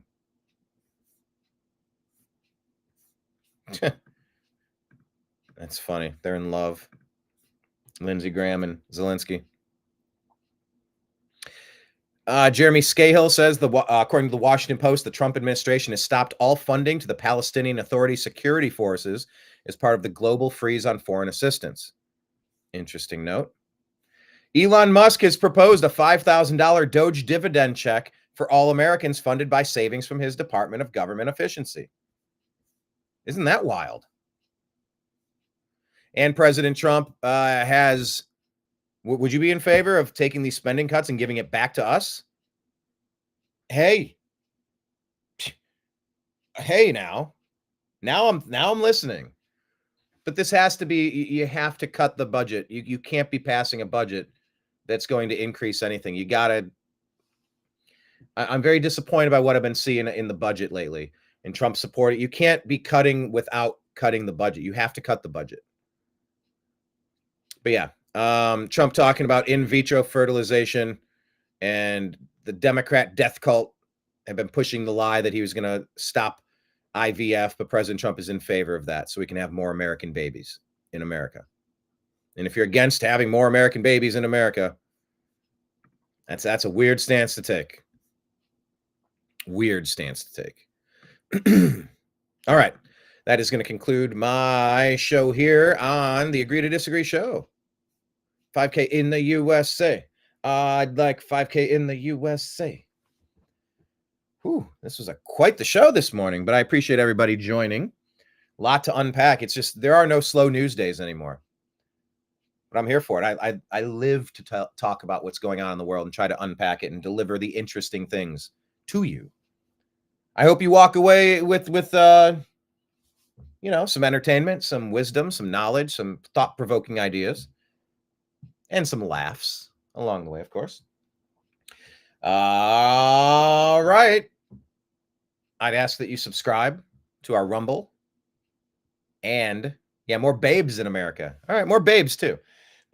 More babies and more babes. How about that? All right, so please subscribe to our Rumble and YouTube channels, The New American Media. I mean, you can... I'm not giving in to Facebook. I don't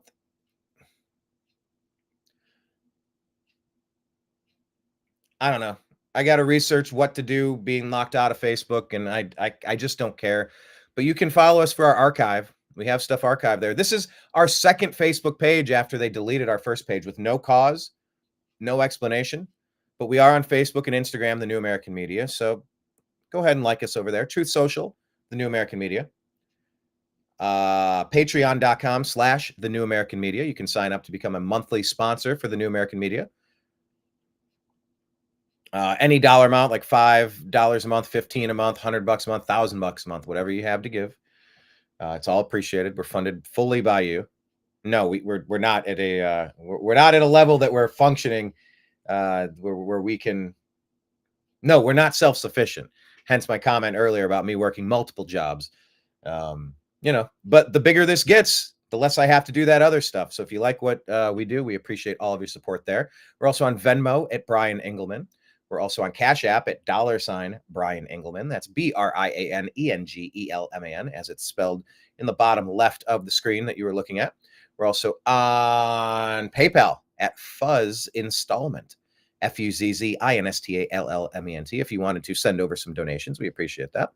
Our podcast is the Agree to Disagree Show on Spotify and Apple. So go ahead and link up with our podcast as well. And we're TNAM and TNAM Chat on Signal and Telegram. Please link up with us in all those places. All right, I'm going to sign out for now. Thank you, everybody, for participating. Until next time, I bet it's going to be a busy news day tomorrow. Signing out for now. Talk to you again soon. I appreciate you. I love you. Take care. Peace.